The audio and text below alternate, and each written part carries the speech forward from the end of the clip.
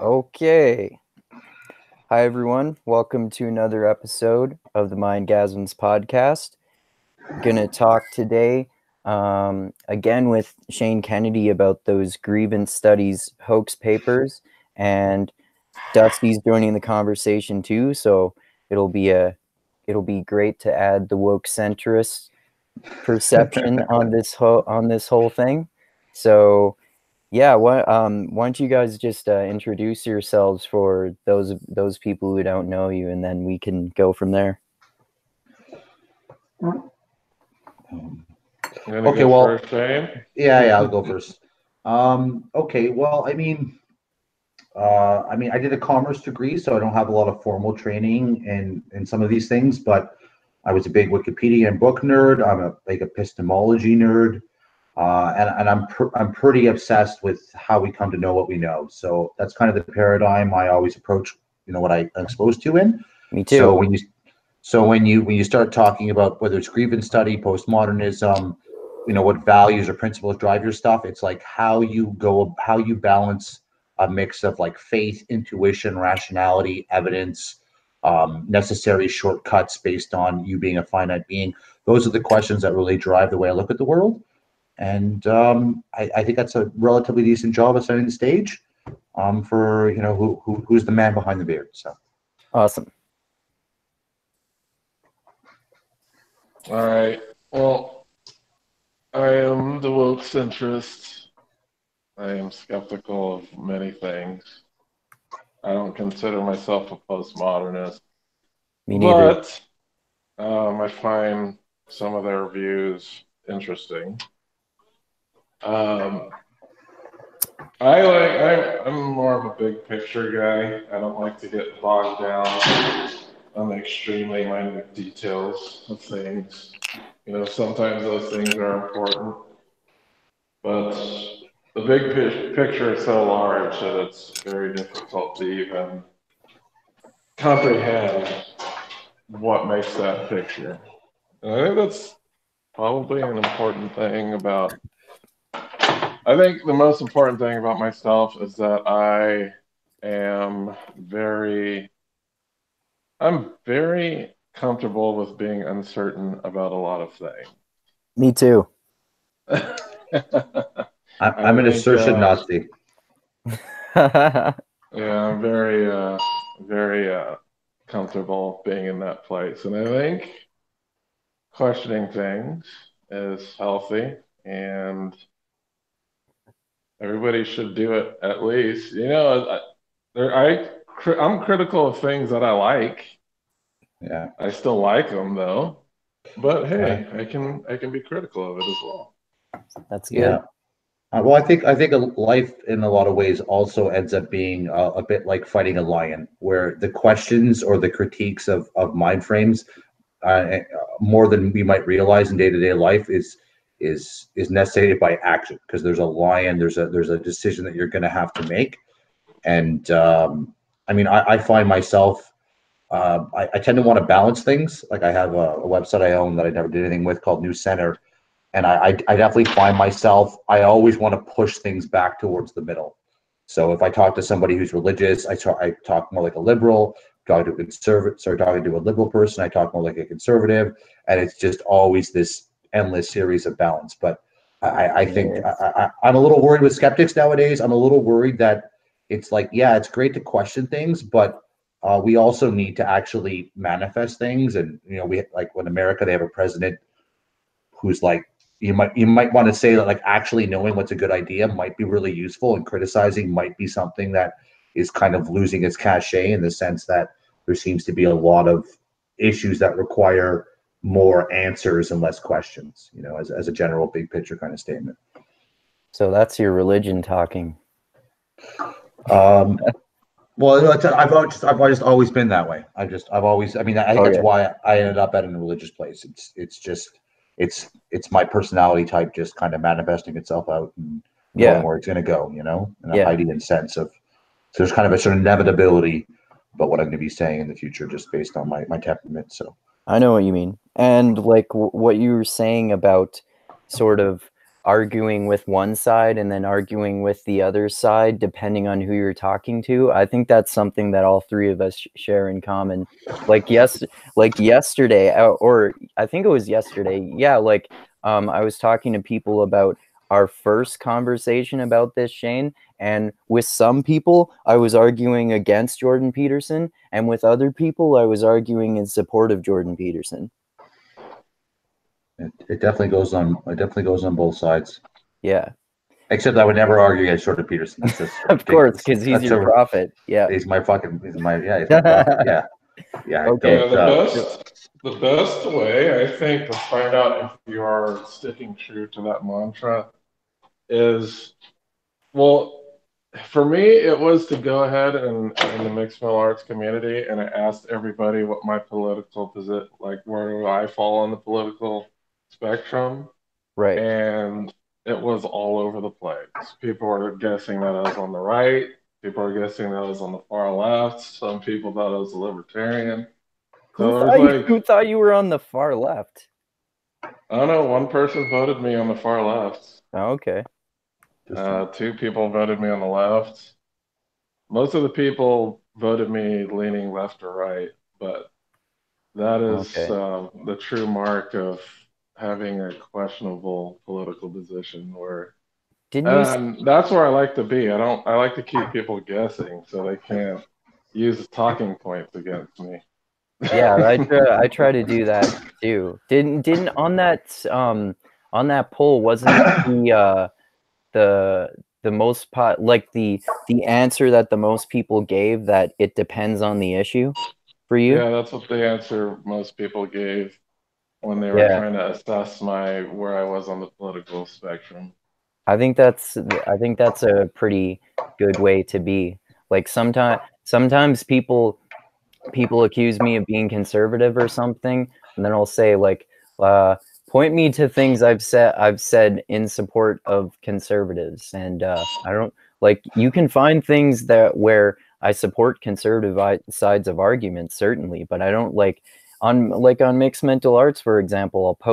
I'll post things with more of a closer to a right-wing bias than a left-wing bias, and then I'll also post stuff with closer to a left-wing bias than a right-wing bias. So like I see the advantages and disadvantages of lots of different viewpoints, like you do, and I think you do too, Shane. Well, there's other consideration too, that some of these viewpoints shift sides.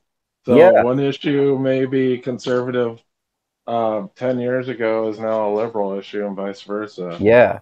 So these things they do shift somewhat. Yeah, like one of the ones I've been hearing people talk about a lot lately, which is kind of just a reminder, is that now it's both neoconservatives and neoliberals that are part of the pro-war establishment in American politics. That's not I kind of agree with that. Yeah, agree with that's not a partisan issue. They're like united on that. It's virtue signaling, man. Yeah, in that case, it's just elitism versus populism. Yeah, that's true. Yeah. Well, I mean, this idea the ends justify the means, like when Haidt talks about how most communications reputation management, once you realize that what most people are saying is reputation management, it pretty much answers all the questions. Like, oh, they're logically inconsistent. Oh, it's about the reputation.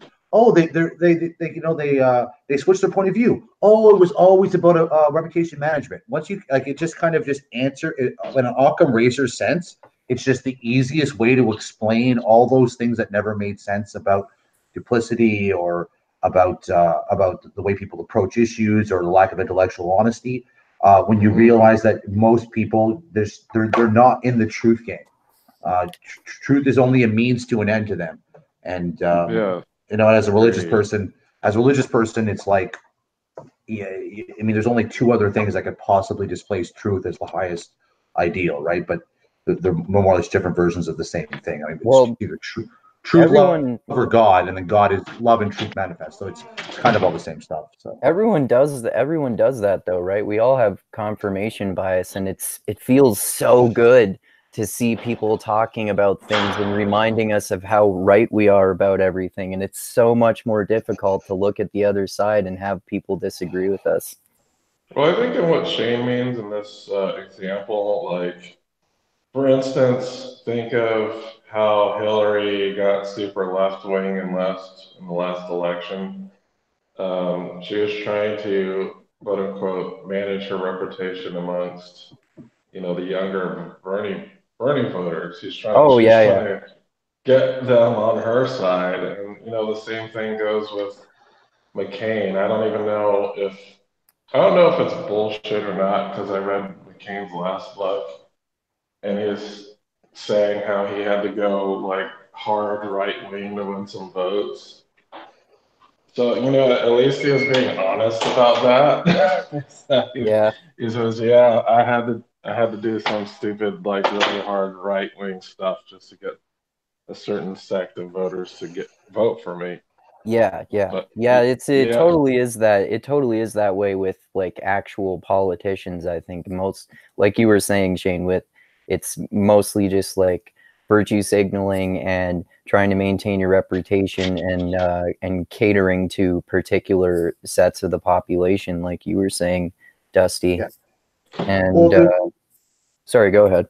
I was just saying, there's also a privatist angle from McCain's point of view, right? Like, I might, especially considering he admitted to it, there's an angle where it's like, well, okay, if you have to say some things you don't want to say, but still keep yourself in the game, you can kind of justify it, like, my opinion on abortion kind of falls in this mind frame where it's like the idea that you could make it illegal, it's never going to work, and you're never going to want women going to get illegal abortions. It's impossible. So no matter, even if you completely opposed it from like a pragmatic point of view, I mean, you have to try to find some sort of middle ground. And I think many things in life are kind of like this. So, I mean, that's where like the woke centrist, keeping people guessing thing, like Dusty talked about, humility, which would be what Christians would say, judge not lest ye be judged.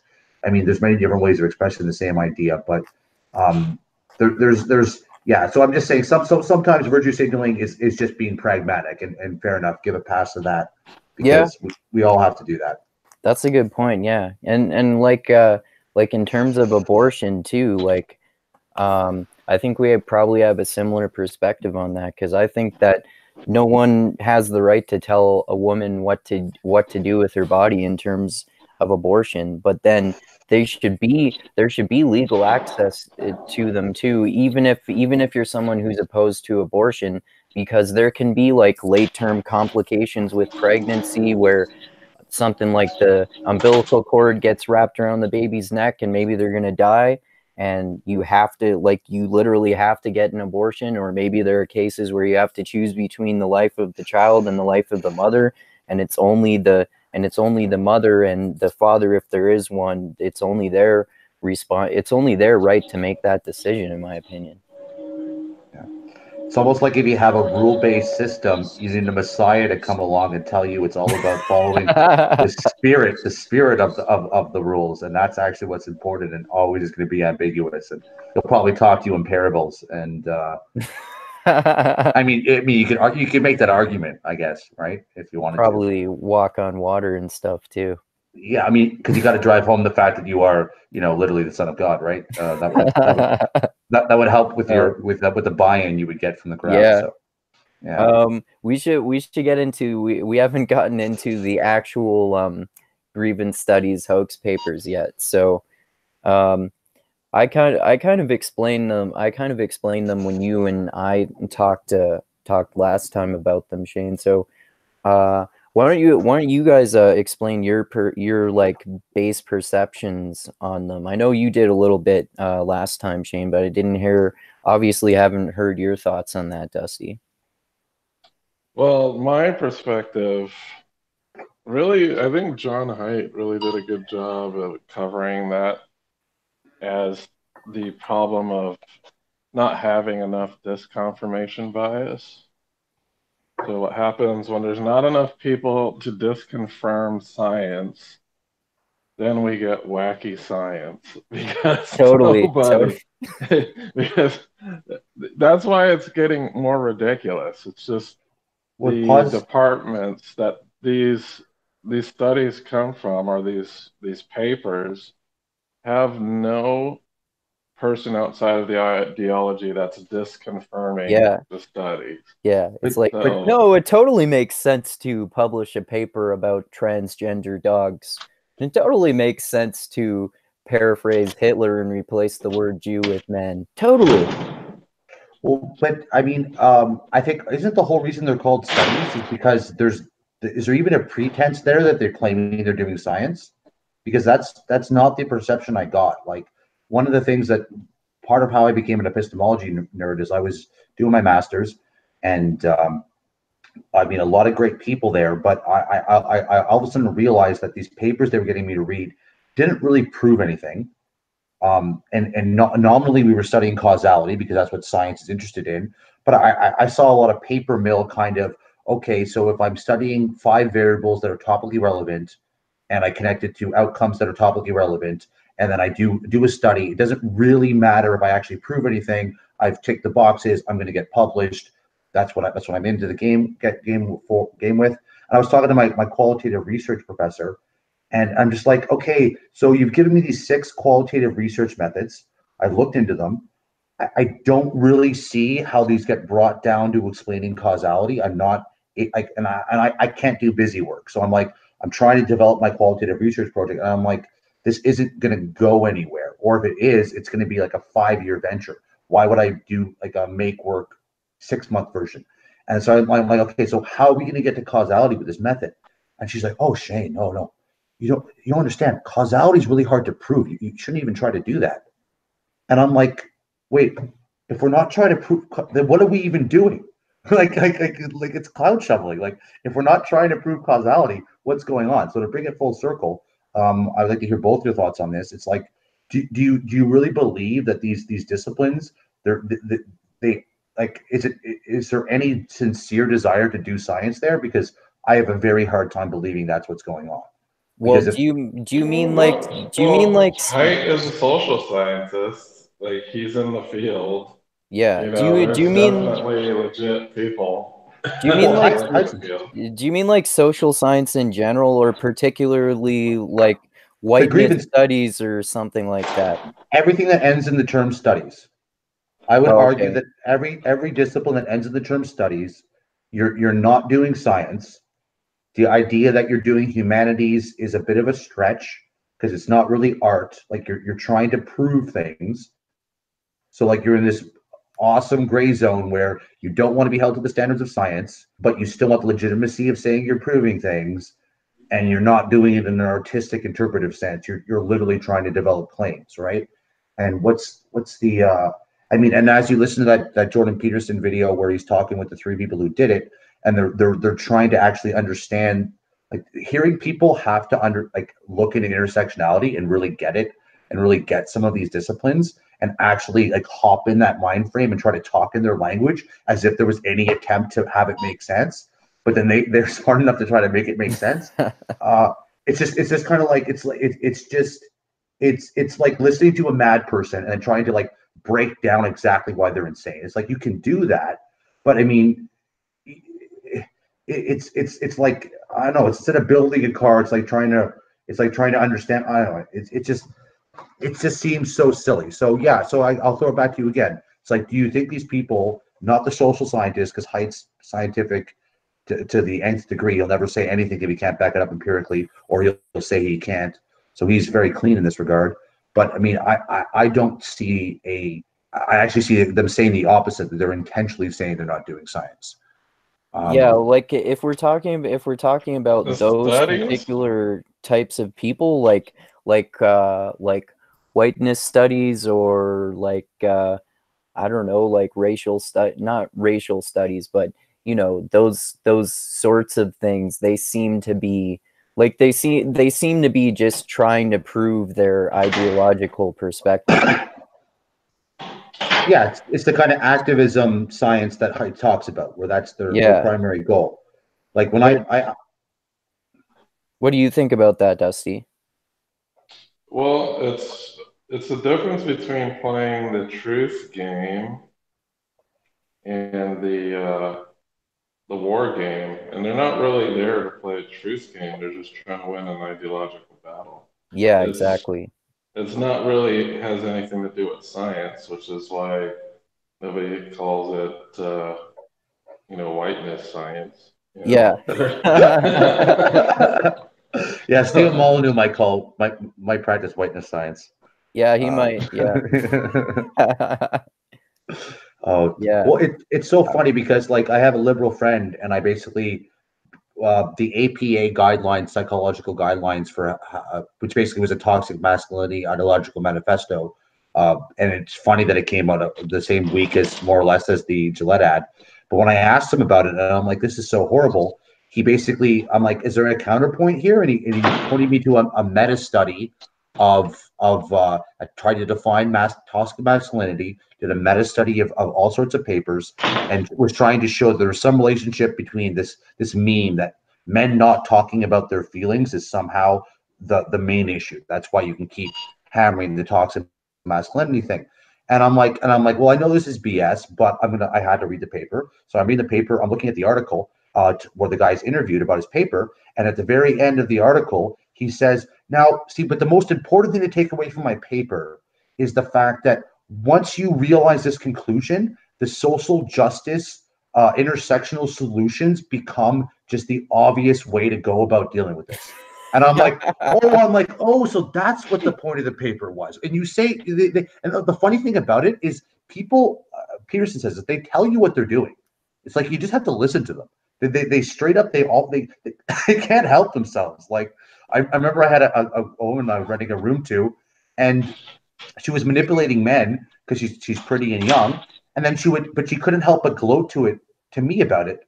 And then she would the next day she would try to manipulate me, and I'm like, dude, lady, you've already showed your hand. You've already shown you get off on manipulating people. It's like you can't just pretend that you're an honest broker the next day, and then So it's just kind of funny the way these people do it. So Yeah. Yeah, it is. Like I read I don't know if you remember, Dusty, but someone posted a literal actual scientific paper, like a social science paper on mixed mental arts called White Fragility.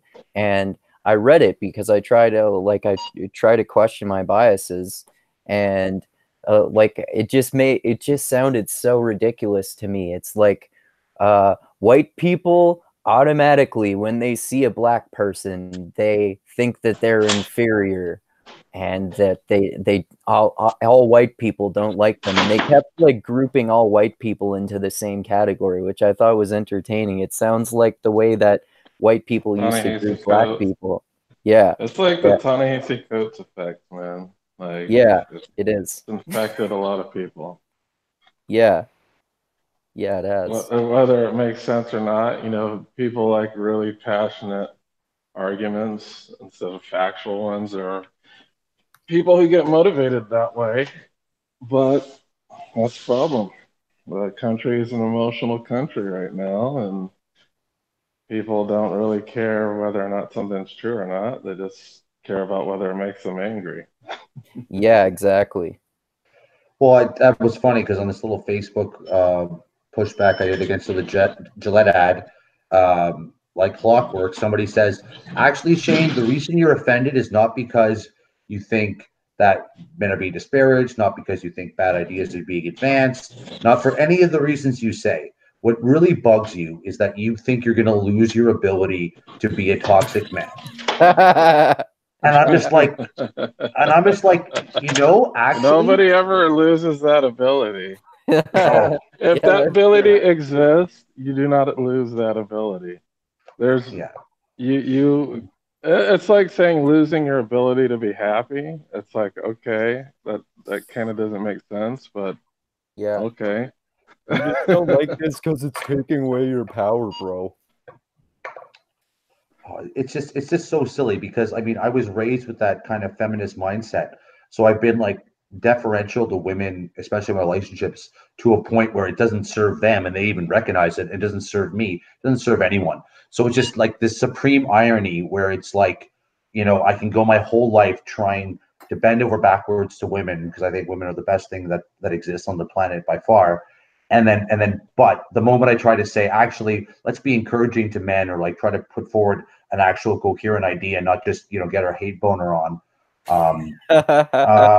it's like now all of a sudden it's like all I'm actually trying to do is find a new excuse to abuse women. And I'm like, I mean, if I wanted to abuse women, I would just go abuse women. Like yeah, I've got to do it in secret. Yeah. No, it's in hate fact, boner is the best expression ever. Well, I think it's just, I don't know, the Gillette ad was super preachy, and people don't like being preached to for the most part.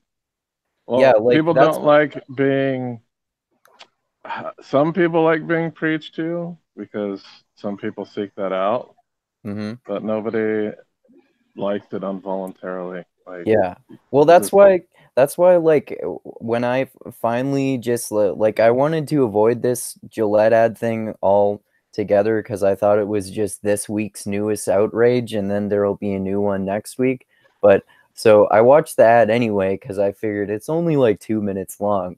So I thought, okay, so I understand why people like this ad, like, men, you should behave better and stuff like that. But I understand why people don't like this ad too. It's like you were saying, people don't like to be preached to, and this ad definitely caters to a particular political ideology.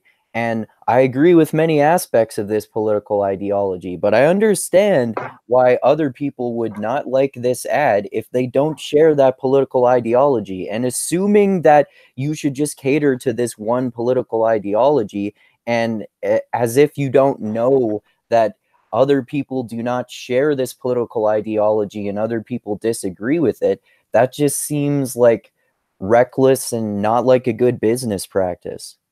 Well, it's definitely not at all, because you could pick any other thing except a white male, and you would raise hell doing. I know there was a little bit of hell raised for Gillette, but imagine like a commercial. It's like, black people, you do not need to sell crack in the streets. Yeah. Black people, you should stay married. That would be fucking crazy if that aired on the TV. Well, it's like the same thing.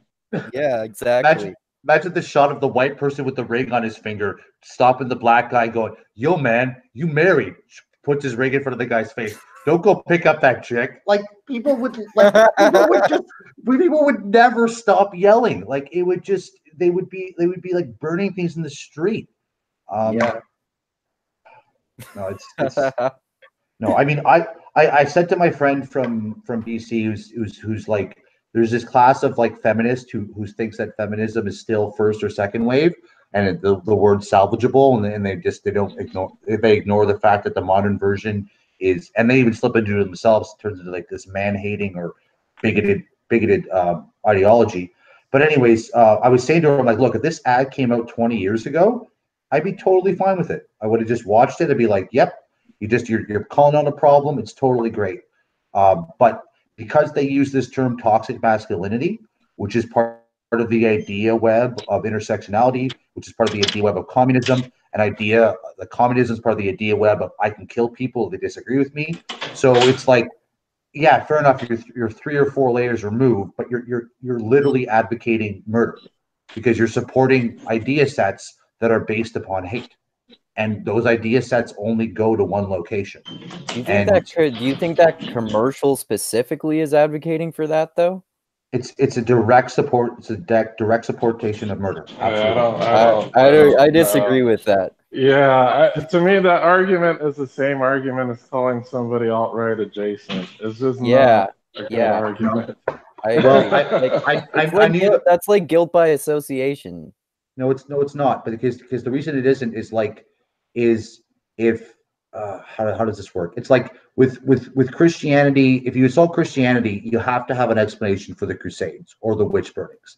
Like, that's a legitimate thing to ask. Is like, how does your idea system result in those things? And how do you, as a current manifestation of that idea system, how do you protect yourself from going to the places where people who have occupy the same idea set as you have gone before. And that's But it's a very that's also like saying that postmodernism leads to nihilism, which it doesn't.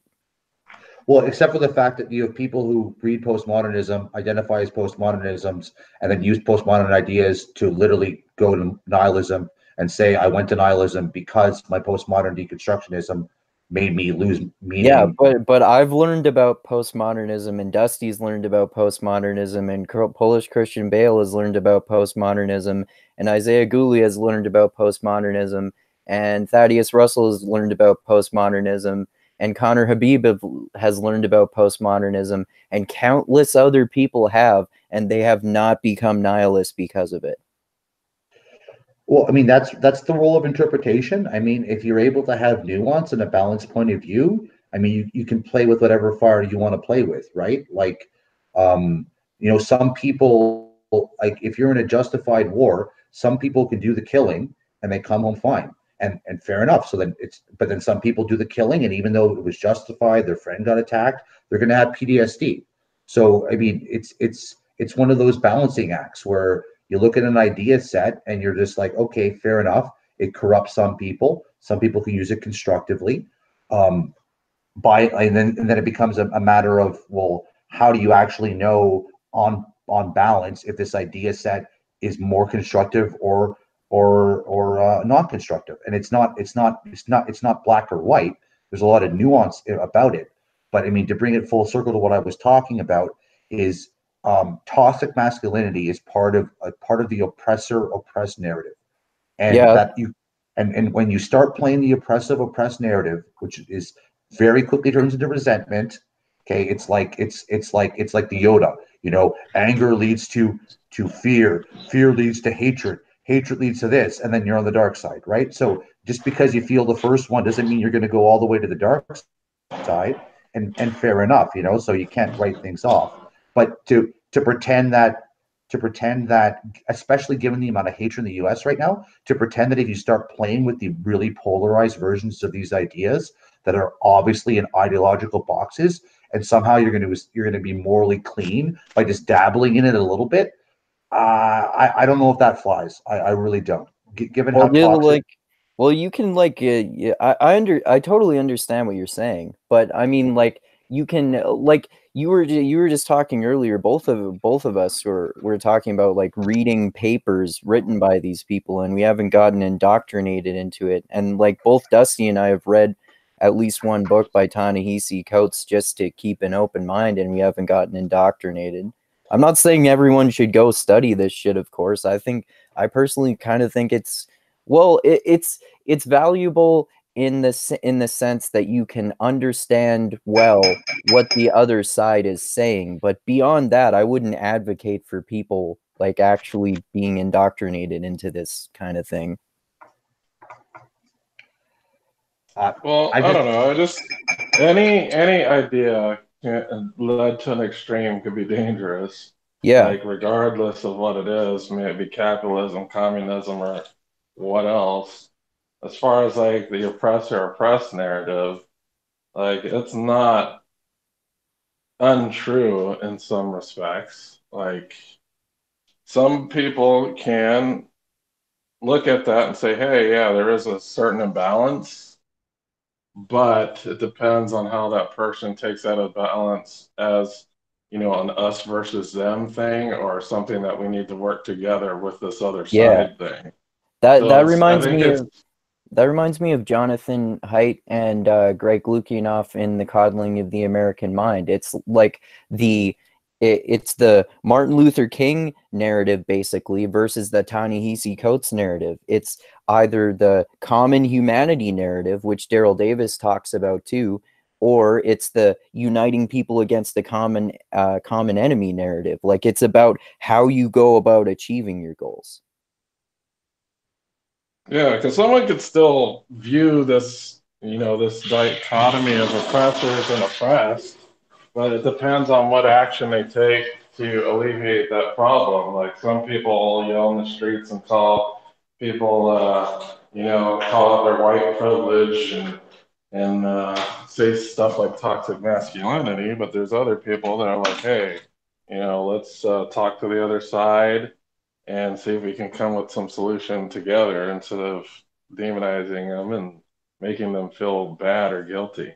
Yeah, and there are people who join Antifa. There are people who join like violent white supremacist groups, and then like closer to the middle of the spectrum, there are people who like maybe they're liberal but they respect conservative views, or maybe they're conservative but they respect liberal views, or maybe they even have extreme views but they don't act on them, like you were just saying.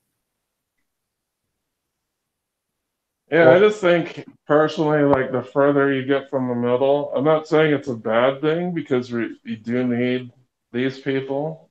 It's not like there's going to be like some moderate utopia, as we do need people to point out problems. But Yeah, typically, the people on the edges of the spectrum aren't going to be the ones that are going to solve the problems. yeah, And when they do try to solve the problems, usually ends violently. yeah, I agree. Was I'm like if I believe in ideologies, I probably end up being a libertarian. So it's like I don't really think of myself as inherently more conservative or liberal. It's a more like a pragmatic thing.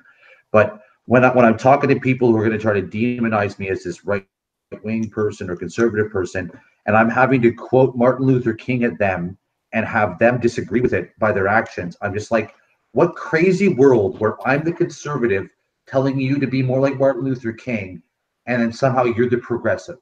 And I'm just like, this isn't real. Like there's this doesn't make any sense, to me at all. And then that was one of the first things that kind of led me towards this whole reputation management, virtue signaling, height point of view about what things do.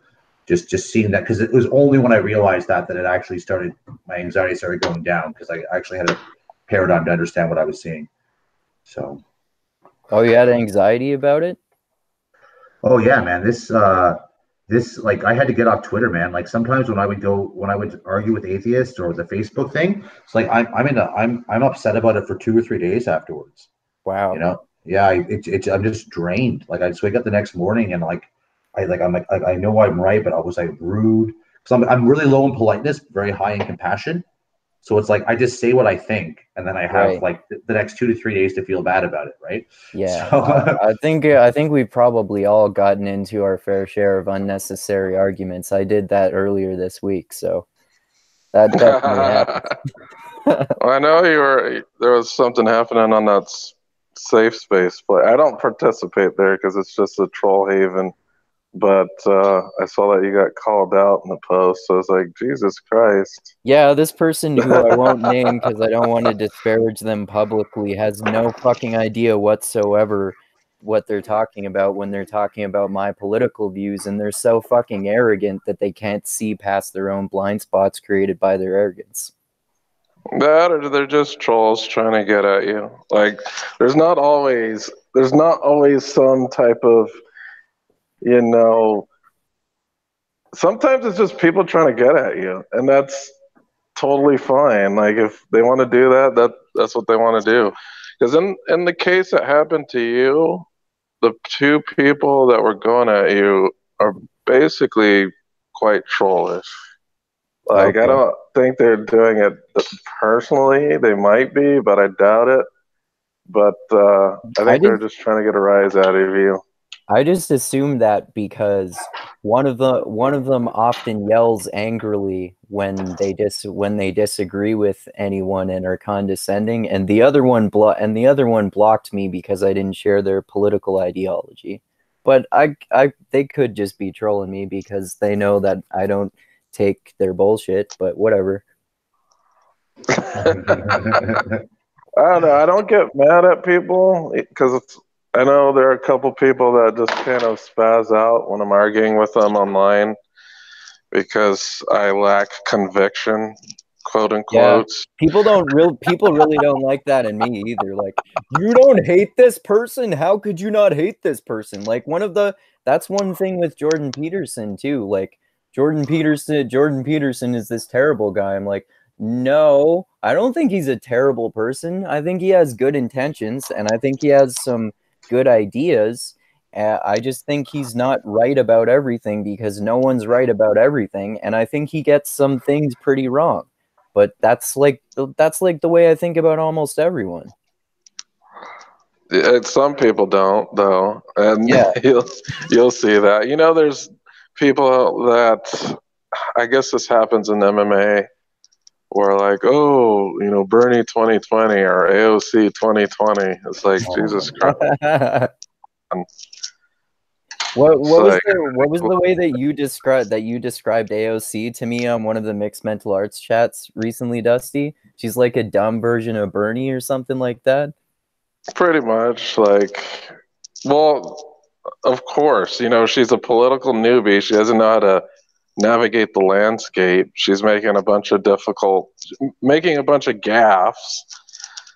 kind of polluting I guess just her presence pollutes political discourse in a way, because it just it doesn't, because of all the weird gaffes she makes in her inexperience, like nobody wants to really talk about the policy issues. They just want to talk about how she said something stupid. Or, it's just kind of this left wing Trump type of figure where everyone wants to focus on like the idiocy, but not actually what they're promoting. Right. Yeah. Well, what have you guys heard about this idea on the left called the Green New Deal? Because I had heard it before, but I didn't bother looking into it. But I watched this Michael Malice podcast the other day where he was talking to this liberal politician in New York, and she was explaining the idea behind the Green New Deal. And just based on this one thing that I heard from it, it kind of sounded like an idea that makes sense to me. But maybe you guys know more about that than me. Well, what do you think it is? Because what I think it is might be different. Because yeah, so it's better you to put the context. What do you think the way she basically explained it is that oil companies have to contribute money to solving global climate change problems. That seemed like the basic way she was describing it. Well, some of them are, just not all of them. So I know there's like some really progressive oil companies, like in the progressive countries in Europe, that actually do a lot of that stuff. It's just not like, the big companies just don't really care about it. But I think that's dumb. If you want to do like a progressive New Deal, like what was the New Deal? Was infrastructure projects, all this other crap. The New Deal was just about keeping people not freaking out because the Depression was on. It was like a lot of smoke and mirror stuff. It's not about they had people build things that didn't need to be built. I've seen some of the dams. So it's not about what they say it's about. Like that's the thing you got to keep in mind. It's like are the effects of this, like, does it seem to you guys that the effects of this are probably going to be much smaller than the perhaps idealistic projections of it? Well, I don't know. I know that the problem is now that unskilled labor is dwindling in this country, but the population that has only access to unskilled labor is not dwindling. So that is going to cause some unrest, and it already is. So what is going to happen? What are people going to do? Like, what?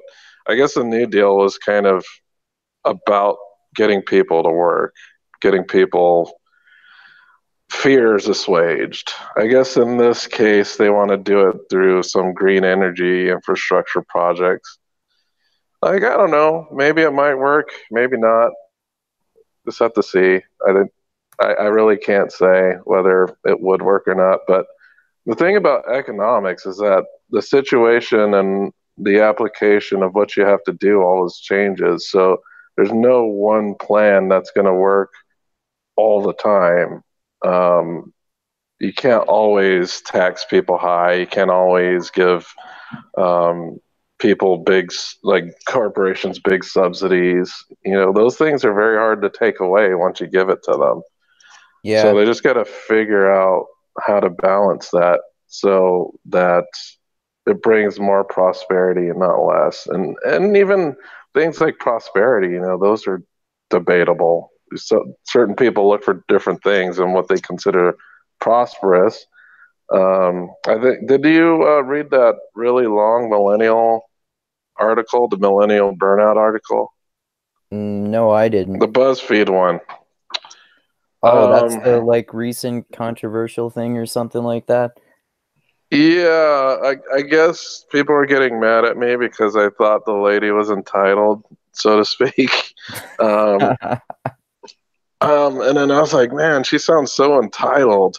Like she's talking about burnout and paying back student loans and et cetera, et cetera. I was like, you know what? Most of America are not in the middle class. They're like somewhere, because the lady didn't have any kids. The lady is making middle class money and she's complaining about having to work all the time as if that is not a choice you don't make yourself. It's like nobody has to work all the time. You choose to work all the time. And that's the decision you make. And if you can't handle it, work less. If you think you'll be happy in the lower middle class, then go ahead and move to lower middle class. It's like these expectations that people, once they get to a specific class, are supposed to be happy. But in her case, it wasn't a change of class. It was a sustaining of class. And looking back at what her parents had available to her and her not getting it, she was not happy about that. I was like, that does sound okay. like entitlement. Well, that's what I'm saying. Like, nobody that lives in the working class would agree with her because, one, those aren't things that people in the working class worry about. It's like working class people, what they worry about? Putting food on the table, making sure their kids aren't in jail, making sure their kids aren't getting pregnant before they can support themselves. The most basic things. That their sports teams win the game is really important as well. Like it wouldn't even really occur. Because I did a lot of trades work. I spent a lot of time with working class people, and it doesn't even occur to them to have like existential angst. Like 99% of the time, it's just like it's a non-thing to sit there and to not be excited about your party, what you're doing after work. Like real life, the idea that you're going to sit there and whine about some abstract expectation about what was taken from you, but it's just the mind doesn't even go there, and a lot of them are happier for it. Yeah, so this article was about burnout, which I kind of equate to anxiety and depression and not being happy with their current lifestyle. And in the United States, one of the things that we value is stuff that's not necessarily has anything to do with making a happy human being. Like usually, like I've been to Mexico, I've seen super poor people, and a lot of the time they're happier than the people that have great jobs that I meet here. That's an important point. Yeah, none of them are taking, SSRIs. None of them are complaining about life. They generally are happy and smiling. They may not be the most deep of thought, but hey, that's what happens. The smarter you get, the more depressed you get. That's another thing that reminds me of both Jonathan Haidt and Steven Pinker, like how as societies progress and things get better and violent crime goes down and people get more equal rights and stuff like that, it seems like people get less happy because it's like life is not difficult enough or something like that. So there are more things to worry about, and it's easier to get worried about things or something like that. Well, you know Well, what? I think as far as just the as far as happiness goes, and just being content and just having a semi-fulfilling life, typically the lower portions of the economic spectrum have that despite their economic level. And it's strange. It's just that they're not grinding away for these goals that may or may not pay off in 20 years. Like, they're just living in the now and have, I wouldn't say have no care in the world, but they also don't have these long-term expectations that can easily be shattered either. Like, when you're doing a 20-year gamble and that 20-year gamble doesn't pay off, that shit is going to fuck your mind up. Yeah. You know, it's not something that's going to be easy to get over. So the millennial article was all about 20 plus year gambles and whether those will pay off or not. Okay. And in my mind, those things are gambles. So if they do not pay off, it is not society's fault. That is a decision that you made that you thought would pay off. And if it didn't, you can't blame anybody else about it. Yeah, totally. Well, what do you think about that, Shane? You were gonna say something. Yeah, I have 2 points that I want to make. The first one is, well, do you guys know where the highest youth suicide rate is in America by like a city level area? Is it upper class teenagers? It's San Jose, Silicon Valley. You know, that's where it is. You know, and like the Calvinist priest, the pastor of the intellectual dark web there, Paul Vanderklay, who I listen to quite regularly. You know, he often references his time working with Haitians in a church capacity, but the ones who cross over to work in the Dominican Republic cutting sugarcane. So it's like the most dirt poor people in a work camp doing grinding work, sending their money home, and the suicide rate and depression rate is zero because everybody's just too busy working. They're busy working, and you would and with quite justification, you would call this perhaps one of the worst situations you might find yourself in. But as it turns out, it just doesn't take the same, for whatever tolls it does take, not to diminish them, it just doesn't take the same kind of tolls that having a psychologically meaningless life is, you know? And that's all reminds me too of like so if our societies improve and like you're more likely to be unhappy if you're in like the middle or upper class or something like that. It makes sense to a certain extent that these whole like grievance studies things would get out of control because people don't have like real things to worry about. And it's like when these professors, Peter Boghossian, James Lindsay was one, I forget the name of the Heather something, I think. Pluckrose, when they published these, like it was like basically proving that point that they're looking for things to worry about, so they create these they create these mental hierarchies or something about what you should worry about. Yeah, I also think so. Like, I never liked the metric about improvement because that is so much of it's a big subjective thing. Like, for instance, like, what is improvement? If it's just you can't say that life is improved by economics alone, and that's basically proven in most wealthy third world nations that have high suicide rates. I think there's too much focus on economic prosperity as being the single most important factor in having a happy life. I think that's probably the biggest downfall of Western society. Well, totally. Well, that segues perfectly into my second point. So I'm just reading the New Testament for the first time. And part of the reason part of the reason I never read it was I knew I wasn't going to understand it. Right. So now I got Hyde under my belt. I got Peterson under my belt. social science, master's halfway done under my belt. So I have all these lenses to look at it through. And one of the reasons I got involved in this community was Hunter basically was talking about trying to show how science rediscovers what the wisdom traditions have held true, right? That was one of his ideas. Yeah, that's how I came to talk. Hypothesis. Yeah, that's how I came to talk to the guy who does the Pragmatic Christianity podcast, because it was nominally in the guise of that project.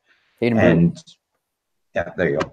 And so I'm reading it, and he keeps talking about how it's not the worldly things, it's the earthly things. Like, stop chasing these worldly things. And that's like money, right? And there's this one scene, and I'm at my sermon, and the guy's like, well, he's basically saying, this guy's like, okay, Jesus, I want to go next level. He's like, okay, well, love your brother, don't do the standard stuff. And the guy's like, no, but I need to do more. And Jesus is like, okay, well, give up all your money and just come follow my non-worldly, earthly objectives that my way represents. And the guy's like, oh, no, I'm not going to do that. And it's just, he keeps hammering this point home. And I think it speaks to what Dusty just said in secular terms, which is, if you put those kind of goals at the forefront of your psychological health, it's like it's the improvement paradox you talked about as well. You're never going to quite live up to it. You can always shift the barriers up. And one of the things that I've found really interesting with religion is I used to suffer from depression, and a lot of it was related to, I'm not married yet. My career is not where I want it to be. It's like, and you can always rationally justify your improvement as not good enough, as lacking. Something goes wrong, you make a mistake, all of a sudden, maybe it's indicative of a bigger pattern. But then all of a sudden, when I adopted this paradigm, well, actually, I'm not after worldly things. I'm after just God, and everything I can do can be forgiven. I can always get a clean slate. And it all really matters is that I'm right with him, and the rest of these things kind of go by the wayside. And all of a sudden, it's like, well, how disappointed can I be with where my career is at? Because I still got to wake up the next day and go forward non-resentfully. And I can always do that. That my ability to do that can't be challenged. There's nothing that can happen that takes away my ability to go, oh, now I'm here, I want to go forward. And if just going forward is the thing that you feel justified for, not exactly what you achieve, just your process, psychologically, you're a lot harder to knock down. Yeah. And from a certain point of view, when I kind of realized it, because I'm a very rationally minded person, I'm like, I felt like I was cheating. I'm like, wait, you tell me all I have to do is have the right intention to keep trying, and I'm gold. That's it. That's like, you can find that perspective in like all over the place too, like in realms of philosophy and different realms of religion. Like that sounds also like sort of like the idea of enlightenment in Buddhism, and also like this sounds a lot like the Stoic mindset from the philosophical sense, not the contemporary sense of just, like also the idea of not focusing on financial riches and stuff like that, and trying to pursue these ideas of virtue, even though ideas of virtue are pretty subjective. This idea too of, experiencing your emotions, but then moving on with your day without getting attached to them. It's sort of this idea of mindfulness and, pursuing your higher purpose in life, basically. Like that's a very common narrative in religion and philosophy too, right? Yeah, and the important part about the higher purpose is it has to be something, in my opinion, it has to be transcendental. Because the moment you lock it onto a concrete thing, I think that's what the first commandment's all about. It's like if you put your highest principle as a worldly, definite thing that can be made black or white, that's where all the peril lies, because that you can never get a thing. The thing that if your goal is like equality of the different classes, you're never going to reach that. If your goal is virtue, you can keep struggling forward. But the moment you make it black or white, that's where all of a sudden the temptation to like use and justify the means kind of logic can start to make more sense. Well, like, oh, I'm so close to achieving my objective. Maybe just a shortcut here or a rationalization there, and it'll be okay. That's not going to spiral out of control by any stretch of the imagination. I'm not going to end up digging myself into the mental pit and maybe take people along with me. And I feel like that's really what they're warning about. Yeah, like the achievement paradox, like you were just talking about, like if you pursue a goal that ultimately is not quite achievable, but you can get as close to it as possible, then that's a good idea. But if you try to choose, if your highest goal in life is like buying a Lamborghini or something like that, then what do you do after you buy the Lamborghini if you actually manage to do that? You could feel lost very easily, probably. Yeah, and then if that goal is, it's a lot, it can be a lofty goal for a lot of people. So if you have that high expectation of getting this vehicle and you don't, that's also going to cause some some depression, I guess, depending on the person. Yeah, definitely. Yeah. I mean, like it's like well, Breaking Bad, Blow, the movie Blow, any Scorsese movie.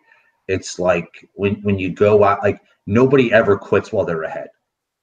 So when you go for a treadmill goal, like improvement or financial gain, it's like it's so easy to just never stop, and it just blows up in your face. I Like don't say that's always the case, though. Some people quit while they're ahead.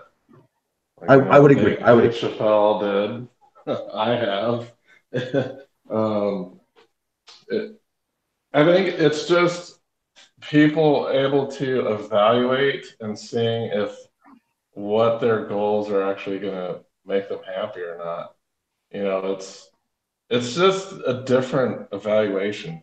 Some people, when they're on top, they find out, okay, money isn't all that. It's not going to solve all the problems or fill all the holes in my life. So Yeah. there's definitely people that get to that place and then they back off. Like I've met so many different cab drivers that used to be like software engineers. They're like, I was just like, they were mostly like, fuck this shit. I just want to, be a little bit free. Like I met this one guy who started his own moving business. That was a software engineer. Like some people do kind of, flip their goals once they kind of get close to it because they do see like that some of those goals will end up being meaningless in the end. Yeah, that's an important point. Yeah. Well, it's a cautionary tale of pitfalls, right? I mean, like we've been dancing around in a couple different examples. It's not like it's intrinsically horrible to study postmodernism because you're going to go to nihilism, or to go after money because you're going to end up becoming an idol worshiper. It's yeah. There's many opportunities to catch yourself, and hopefully you got the people around you to kind of So make that a little bit easier and easier to point out to yourself. so you know that this is one area on which I disagree with your prophet, because he has a very extreme and I think both inaccurate and paranoid perception of postmodernism. Well, I mean, like I was kind of introducing last time I talked to you, and this kind of comes back to the whole idea web connection that I was painting out with toxic masculinity is part of the idea set of intersectionality, which is part of the idea set of oppressive narrative, which is part of the communist idea set. So like if you don't see those causal chains, then I can see why you would talk about your pure definition of postmodernism, and then when you hear applied postmodernism, you just recoil. But I haven't really seen But how you but wrestle with. I don't. I post just well, just let me finish the idea. sorry, Last sorry, sentence. sorry. No worries, no worries. It's just I just don't see how you don't see the connection between people who apply a postmodernism lens, self-identify as it, and then end up using that as part of their own rationalization for having bad points of view. Okay, And but those postmodern mindsets are the opposite of postmodern mindsets. Like we were talking about the other day, like this idea of identity politics and endlessly creating new gender categories and gender pronouns and stuff like that. That's exactly the type of thing that Foucault argues against in History of Sexuality Part 1. He was talking about how one of the consequences of modernism is applying science to sexuality and putting labels on people, whereas before this sort of thing started to happen, people could exhibit homosexual behavior, but there wasn't the word homosexual, so they put this label on homosexuals. So he's talking about how putting labels on people makes us less free, and that's part of the consequences of the modern era. So it's like the opposite of this sort of progressive ideology. Well, it's also what another consequence is in modernism was the penchant to pathologize abnormal behavior. And in some respects, applying a moral judgment for those abnormal behaviors. So, that's kind of one of the things that he kind of pointed out. I know some people go wild with it, but that's another aspect of, his historical view of how sexuality was treated. And I think that's important to note too. Yeah. Well, I mean, I don't disagree with anything you say. Everything you said made sense, but if I can be direct, it didn't speak to anything that I said, because what I said, because the thing is, it doesn't matter what Foucault wrote. If I read Foucault and I'm part of a group of people interpreting him, and I'm taking some even quasi semblance, but if I'm inspired by his writings, if I label myself that way, and I use those ideas in my own way, corrupt as it is, careful as it is, it's inconsistent for all the reasons you point out. But if I do that and I apply those ideas, and you can see the intellectual progression between the same cadre of people who occupy those positions, read those works, source those works, reference those works, go off in a direction. They don't reference Foucault. And if they do, they don't represent Foucault accurately. Like, well, this is the question that I asked you in our last conversation about this, right? Was if people started calling themselves Christians and going around talking about how evil Jesus is and how it's great that they died, would you think it's accurate that those people are Christians? I would take issue with it, but I mean, like, for instance, like if you take literalist dogmatic Christians, okay, like if I meet a Christian who's going to tell me the world is 6,000 years old, who's going to try to tell me that somehow Christianity contradicts evolution, is going to tell me that because I'm Christian I have to actively hate gay people. It's like I mean, I take issue with that, but the idea that I'm going to somehow say, well, now you're some kind of fake Christian, it's like, I mean, I could make that case. But to deny that their actions don't have a causal relation to Christianity, it obviously does. So it would be a causal relationship. It might be a causal. There might be a slight causal link with postmodernism, but there's so many other things rolling up in the mix that you can't really single it out. People saying that there's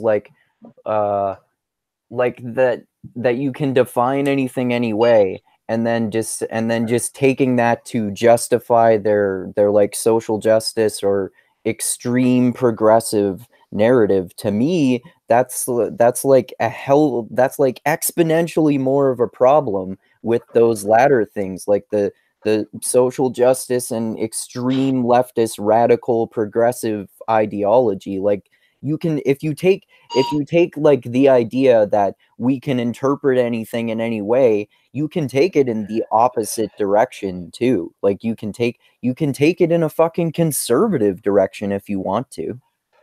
Well, I think it mostly, like, I don't think it has anything to do with postmodernism at all.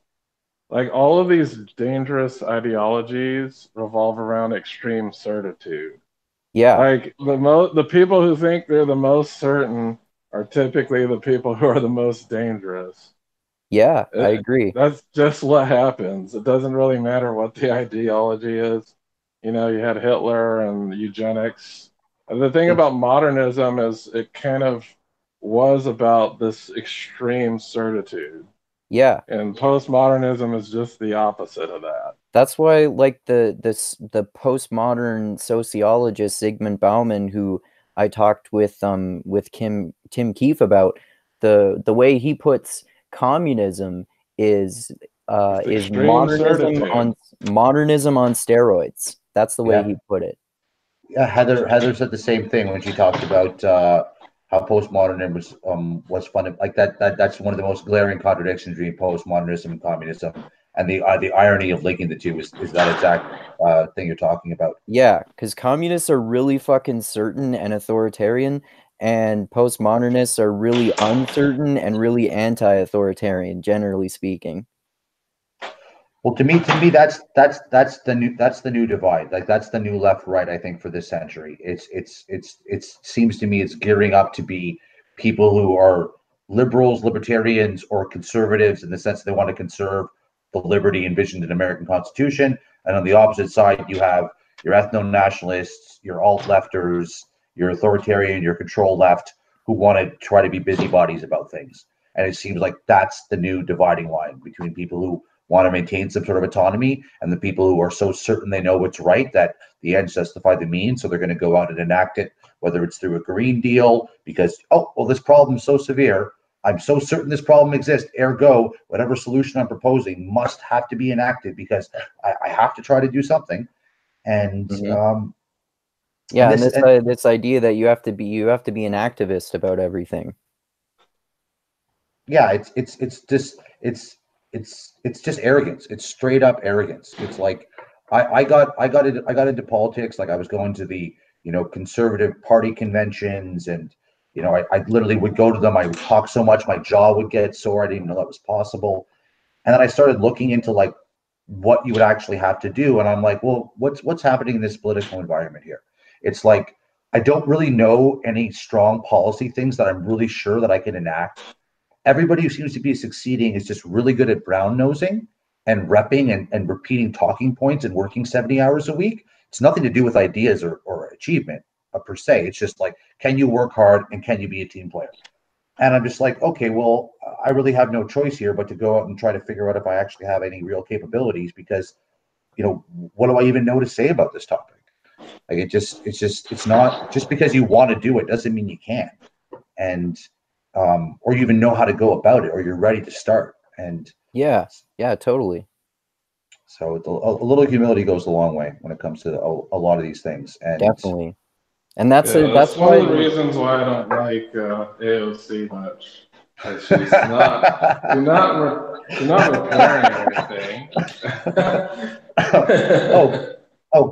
Come on though. She's just so caring, and I'm just talking in this female voice, and I'm like, I'm a non-white person who's really pretty. I mean, geez, guys, come on. It's just like because, like, just like because, Oh, but how? Why? What?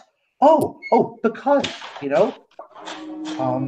Yeah, it really blows my mind, and a lot of people like that. That's the part that Yeah, it's like listening to Candace Owens speak. It's like the same. Yeah, Candace Owens is so fucking annoying too. Every time I watch her on a podcast, I literally have to try watching it once. I bail halfway through, and then I'm like, all right, let's fucking get through this time. And then like she's so fucking arrogant. It's so ridiculous. I got really pissed at the interview with Russell Brand. Me too. I was like, dude, like, she's throwing all these stats at you. You have nothing to say. I had all the counter arguments in my head, and he's like, "Oh, community, yeah." Whoa. I was and like, Jesus Christ, man. Like, to me, Russell Brand sounds arrogant sometimes too, and that's one thing that I don't like about him. But like, so to me, to make him seem like he's fucking uber humble and literally not arrogant at all, Candace Owens has to be pretty goddamn arrogant. Well, yeah. All she does is she goes through Thomas Sowell books, write the statistics down on index cards, and memorize them. even though these statistics are like 15 years old now. Like, come on. Yeah, Yeah. I can't listen to people. Like, I don't listen to Candace Owens. Like, there's a whole caliber of like right wing thought, because I tend to lean more right wing, where it's just like, well, it's not that they're talking point machines, although maybe some of them are, but it's like there's not. You're just going to say things I already know, and to the extent that you're even right about what you're saying, it's not like you're actually inviting any kind of new analysis. So I saw the Russell Brand Candace Owens video come up, and the odds of me learning anything from hearing Candace Owens say anything, I was like, it's just it's no, it's just yeah. So I don't know. I just think like if a black conservative really wants to do something for black people, they should just solely focus on the criminal justice system. Yeah. Yeah, I agree. It's like all this moralizing in black communities. The thing is it's already been done. There's already a lot of black churches that moralize, and it's not helping them get out of the position that they're in. You know, Yeah. it's not helping them. So they need to kind of just figure out what's going on. Why are black people getting arrested so much? You know, it's the thing is like drug use amongst everybody is pretty much the same. There's no, Black conservatives should really read the new Jim Crow. yeah, they might think it's left. I thought it was going to be left wing propaganda. I Me was like, too. wow, they have like some really fucking good arguments in here. Yeah. And they Yeah. don't get all like fucking conspiracy theorists about it like Ta-Nehisi Coates does and blame all the problems with black people on a conspiracy of evil white people. Yeah, it's just oh yeah. basically like it. She goes through the criminal justice system. She looks at studies. Like one of the craziest ones I thought was the Seattle study where they're trying to find out like the drug use amongst the population. And the white population there had higher drug use, but the black Yeah, population like got sent to jail like 3 or 4 times more than the white exactly. Yeah. population. There's Yeah. definitely a problem there. Yeah. And what do? Just get rid of this stupid drug war. That's all you have to Exactly. do. Yeah. Well, maybe it's something to do with the university I went to, but it seemed like every second person I bumped into was a criminology major. So it's like, Oh, really?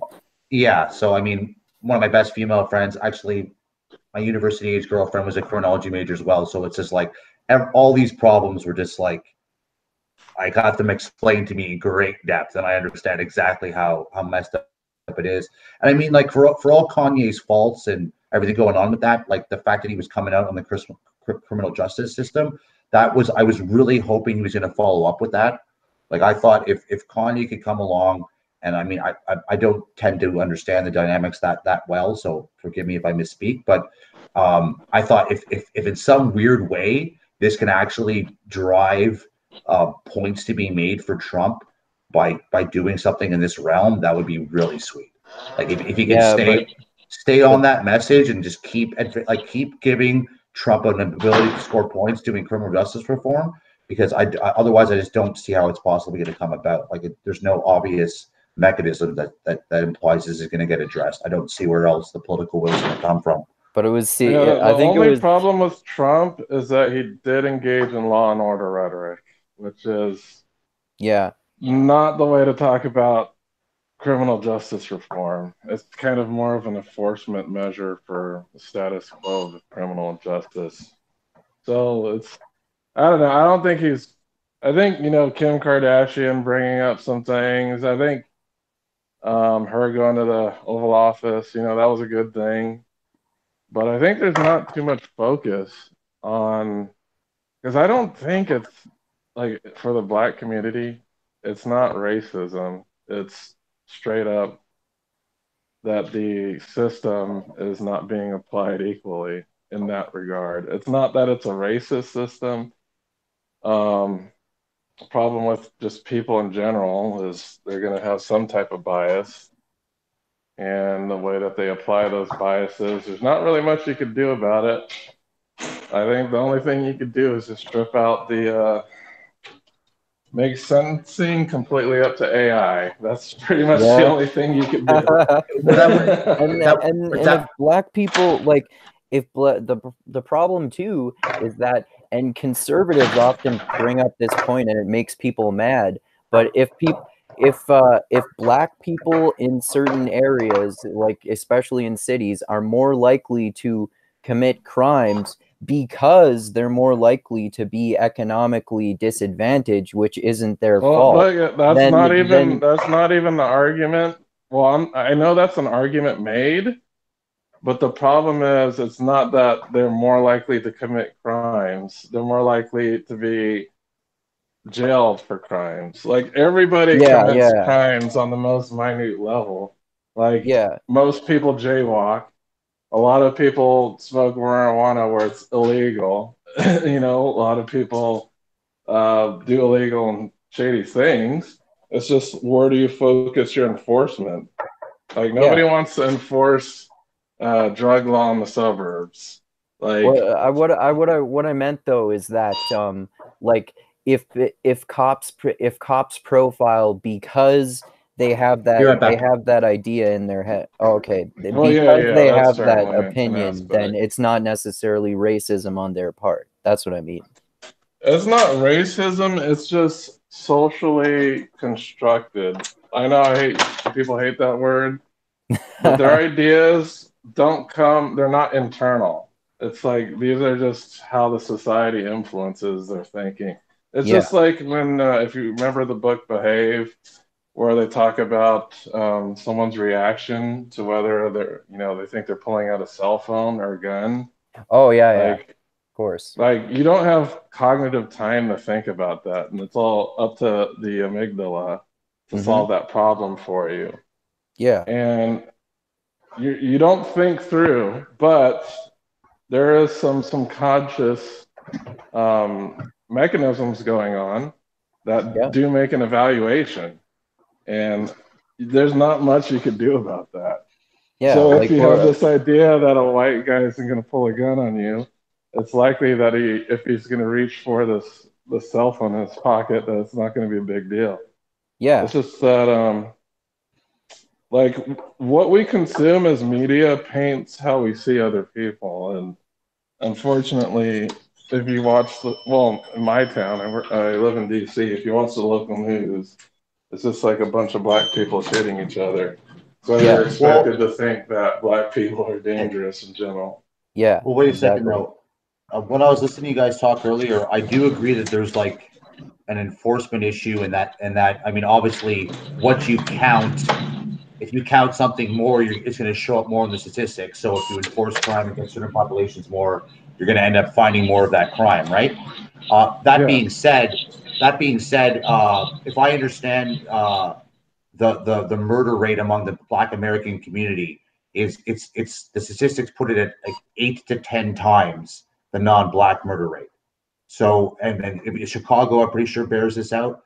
So one thing I found missing from what you guys were saying is there is definitely something mixed up in that culture that is part of the problem as well. It's not just for all the issues in enforcement that are legitimate, and it doesn't make sense to spend $40,000 a year putting somebody in a prison when you could have like invested that in them when they were 4 and conceivably fix some sort of problem or whatnot. So I'm not denying that, but I think there's definitely a cultural issue at play here, and I think that the murder rate thing alone kind of speaks to that. So is that anything that makes any sense to you? Am I missing something? Or I think I think cultural is just part of it, but I don't think it's significant. Well, how do you explain the 8 to 10 times? If you're not going to use the word culture as a catch-all for behavior, how do you explain the fact that the stats show year in, year out, if you pick a random person who's of the Black community and a white community, you're 8 to 10 times more likely to find that person to be a murderer if they're of the Black community? Because that's not an enforcement. Isn't it sort of a class thing too, though? Like if you take like if you control Black people, if you control for class, would be the case. If you control for class, it's still there. Even in upper class Black people. No. Well, I know what the argument here is. Like, I don't think culture is solely the issue. Because if you think about it, we're not just talking about now, but probably 30 years in history. Um, in the black community, even if you are not a violent offender, one out of three men in a black community are felons. So your access to employment is quite low. So what does that mean? You got to participate in this fucking drug war shit because you can't make any money because nobody wants to hire you. Yeah, that's what I was saying earlier. Actually that's a very legitimate way to bring it back to the enforcement issue, because that criminal record thing around your neck is a death sentence. Yeah, you can't vote. You cannot vote. You can't get government assistance, so no food stamps, no housing benefits, no welfare. You can't live with a family if you had a family before you went to prison and you come back, and that family has trouble supporting themselves. You cannot live with that family, else you risk them losing their government benefits. So, I didn't know that's that. another explanation of why there's so many wedlock and fatherless homes. That's one of the explanations. It's not all, because that's only 1/3 of black male adults. So this reminds me of another Foucault book too. His book Discipline and Punish, where he talks about like how another consequence of the modern era is basically putting criminals into this category of being immoral and evil and stuff like that. So it causes all this stuff to happen. Like you have done something wrong, therefore you're fucked for the rest of your life. Sorry. Yeah, and basically any person that has a felony on their record is fucked for the rest of their life. Yeah. Even if it's for carrying 3 joints. And that's something that often happens. Someone just carrying use, for personal use, that's a felony right there. Especially if it's something like crack or it really depends on the state at this point. Well, I'm happy that a lot of our states are finally reducing or making marijuana a non-existent issue. Yeah, but once you got a felony, your life is fucked. And then you got to consider the legal resources available. Like if someone in a suburb in a middle class neighborhood, they get caught with weed, they're gonna have the legal resources to fight that and not have a felony on their record. Yeah, it's just a shit situation, and I think I don't pin it all on racism. There is a little bit of racial bias in the system. Yeah, a lot of it has to do with like the consequences are politically acceptable if they're on a certain populace. I don't think that's racism. That's just being pragmatic in the way that they're enforcing the law. And when I mean pragmatic, the drug war, you get a lot of financial incentive in participating in it as a police department. Definitely. So you're getting, extra funds, you're getting SWAT equipment, you're able to hire more people, expand your department, so there are financial incentives to target certain communities that don't have a lot of political power. Because if you target a black community where 1/3 of the men can't vote, like, what are you gonna do? Well, that's why I think if you just look at improper setup incentives, I mean, even if you're going to do like a multi-factor analysis of the causality, it's like the incentives are going to explain 60 to 90% of it, and that still leaves you, 10% for racism, bias, perhaps whatever the thing might be. But you don't even have to go there, because the incentives just provide you so much fodder. I mean, Canada is just kind of like a paradise for that thing. Like I remember, like my weed stories in Canada are stories like the one cop car pulls over and the guy's like, "Oh, are you guys smoking a joint?" And we're like, "No." And he's like, Are you smoking a joint? It's like, I don't really care unless you have bags of weed on you. You don't have bags, do you? We're like, no. He's like, okay, well, that other car is my chief, so just make sure I'm going to warn you because he might get mad at you, you know? And like that's you know, like that's the kind of police interaction you're likely to have up here. I right? told Dustin. You know what? It's probably because it's a hassle for him to have to deal with that. Yeah. In our system, it's an incentive to deal with that. Like Dusty, you're making drug arrests and you're getting your department more money for it. Dusty, I told you right about the time at least a few years ago when I was driving with my friend in BC and I was reading a book and he was just following the GPS and not really looking outside and paying attention to his surroundings, and we like accidentally somehow technically crossed from the Canadian border over to the US border because we went down the wrong road. And so we had to go back through, and we didn't have passports with us, and they searched our car and they found one joint.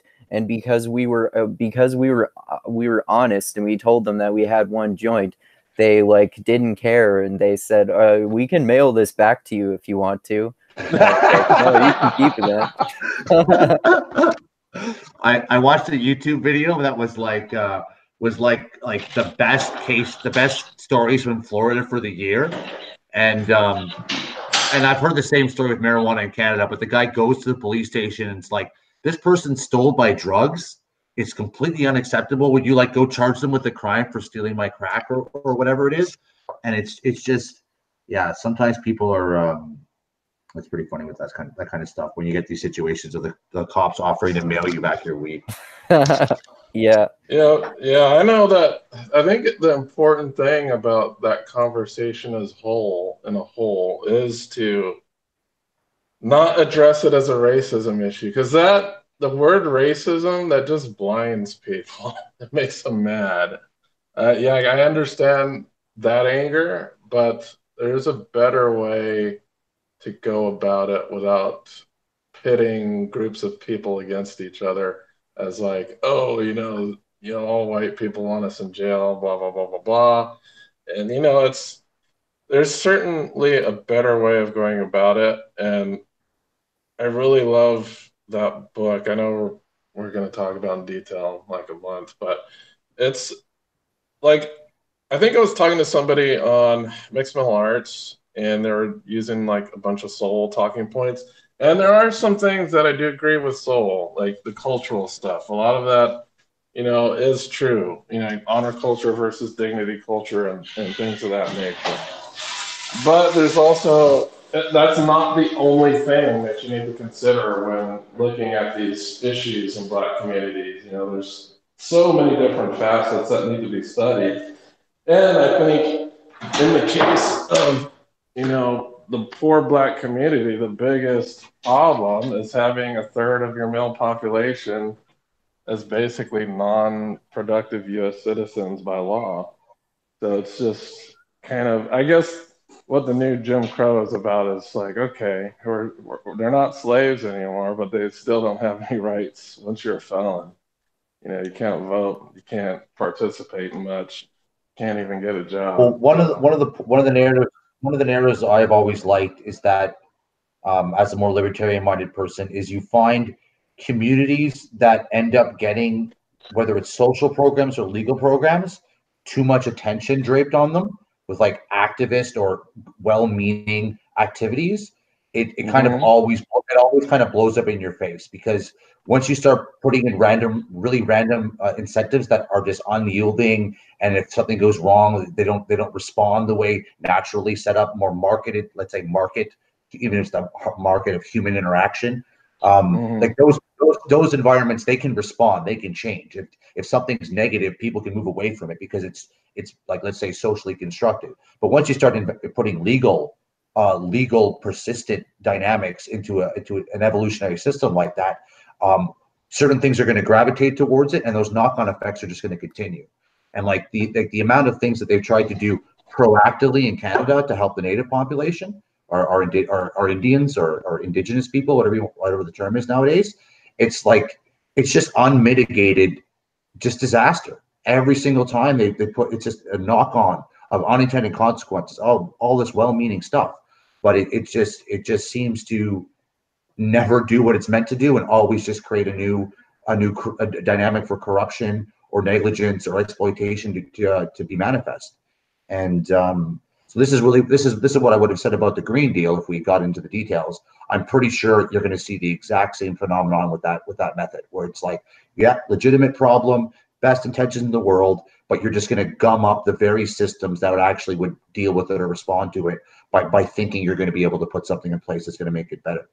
Yeah. And like, there's the thing is, I like some of these solutions. The only problem is that when you're dealing with the government, it's hard to, like, once something is working, it's hard to pull it away. Like, for instance, like just subsidies in general. Like, we give certain subsidies to certain companies because they were in need at a specific period in time.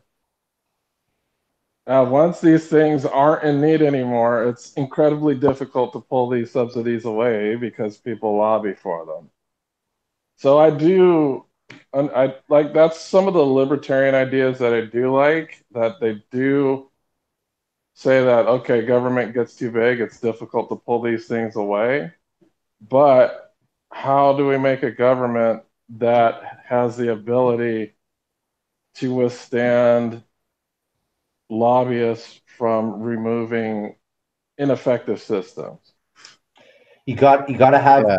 a really keen focus on evidence-based policy, very clear objectives, and it needs to be something that actually the policy frame needs to bump up against reality often enough. And if you don't design the policy that way, then that's when things get really nebulous. When you have vague goals, because like the feedback mechanisms for actually making evidence-based decisions when it comes to like program evaluation, like unless it's really explicit, I just don't. There's the incentive structure, the same incentive structure that messes up with these criminal policies. The same thing's going to happen in that realm too, because the incentive structures just aren't going to be there. And yeah, in terms of implementing policies, that makes a lot of sense. And but like in terms of communicating those policies to the general public, if you're a politician or something, I think that like someone like Jonathan Haidt would probably argue that you need to communicate it in sort of nonpartisan language, or sort of like maybe even like multi-partisan language, like explaining it sort of from the perspective of different people with different moral political values, like empathy for liberals, or like honor or injustice or something like that for conservatives. If you can find a way to communicate it in that way, then it might be more likely to get more people on both opposite political ideologies to agree with it. yeah, I mean, I tell this story often. Is I was in I took the first year geography class in my third year because I had no electives, and I'm like, oh Jesus, why did I take a first year class? There's so much work. But it started with a module on heritage, and so he introduced all these parts of what heritage are, and then he says, okay, why am I telling you about heritage in a geography class? Are we supposed to be talking about this forest maintenance over here or this global warming over there? He's like, well, because heritage includes these things called values. So if you don't have a common framework of values, then any of the solutions to any of the problems we're going to talk about in geography is not going to work. Because if you can't even agree on values, you can't agree on the definition of a problem, and then you're not going to have any space to talk about a solution, right? And I mean, that's the thing that's the most missing. That's why I bought and never used that New Center website, was the idea that that's where you need to start the discussion, with the idea that like there's actually going to be this overlap between our values, and that's actually possible. We can find these common values and then end up meeting something that exists. Like, you have to have faith in that as kind of a prerequisite. Otherwise you have like what's happening right now with the government shutdown, where it's like, in theory, both sides say they have nothing to give. without casting blame, and then, well, that's war, right? So Yeah. Well, Yeah, that and like what the wall is right now is this poorly defined thing. yeah. Like nobody really knows what Trump wants. Some people say, oh, he wants a wall from sea to sea. Some people just say, oh, he wants to just build on the existing wall in certain areas. Like nobody knows what the hell this wall is supposed to be. It's really ill-defined at the moment. I'm kind of skeptical about whether Trump knows what it's supposed to be. Trump needs to have a defensible position that he just needs to have some win on immigration. That's some win, something that he can vaguely call a wall, and everybody, the conservative side, will say, well, it's close enough to the truth, and the liberals will say he's lying, obviously. He just needs some version of that, which would seem to be like a good thing from a negotiation perspective for the Democrats, right? That it is so ill-defined. But well, I know the Democrats want their dreamers, so if I think there is a compromise that is there. I just don't know who's not breaking on the compromise. What would the compromise be? The compromise is money for the wall and exception for dreamers. it seems so obvious. Like it just seems like exactly how many dreamers for exactly how many billions of dollars at the wall. I can't believe. I mean, maybe we're missing some nuance there, but it seems to me like that's just the most obvious thing to do in the world. I don't know what to say. And then, it's just dumb crap. It's funny because I was looking up some information the other day. I think we were talking about one of the MMA threads about discrimination. And then someone said, oh, yeah, we have this department that deals expressly with workplace discrimination. I was like, oh, okay, let me go look up this place up. Like, oh, we're closed due to the government shutdown. I was like, okay, right now we don't.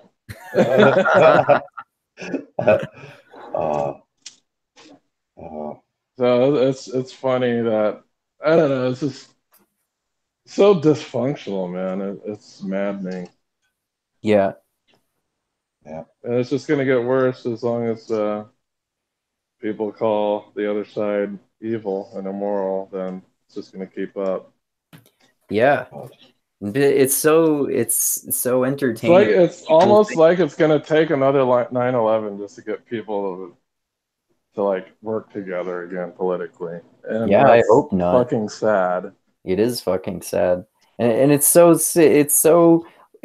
entertaining when people think that doubling down on this, like getting more extreme against the other side, is going to actually solve the problems that very mindset had played a large part in contributing to. Yeah, I just tell them to their face that they're just Russian puppets. Like, you guys are totally falling in line with the Russian agenda. Great. Like, I know, like, Russia should be basically, I know it's not really good to do common enemy, but if it's to unite Americans, say, hey, you're being a Russian puppet, like, stop being divisive, doing what the Russians want. Yeah, well, maybe that's the irony of it. That's the irony. That is the irony of it. That's the irony of people getting super mad at Trump sometimes too, because he definitely just trolls sometimes to get people pissed at him, and then people get pissed, and sometimes I say, dude, that's exactly what Trump wants you to do. It's September 11th. You gotta stand up, and you're standing up from Twitter. Great job. Yeah. Well, it was always the irony of September 11th. Osama bin Laden, like, I want to attack America, so they invade the Middle East, and I have a chance to make some gains in the chaos. And then that's exactly what I want to do. And he flies the plane in the buildings. They're like, how about we go to the Middle East to make some chaos that ISIS could take advantage of? It's just unreal. Like, I don't know if you guys listen to Dan Carlin's Hardcore History, which, like, of course, completely turned me off war, the First World War I thing. And then you get to and then I was really down on war after that. Then I watched American Sniper, and just knowing it's like, oh, so this is that town you're going to take over, at all this killing, and then it's actually back in the hands of the same people now. And then you're going to go over here, and these are the people you're going to fight against who now run the country.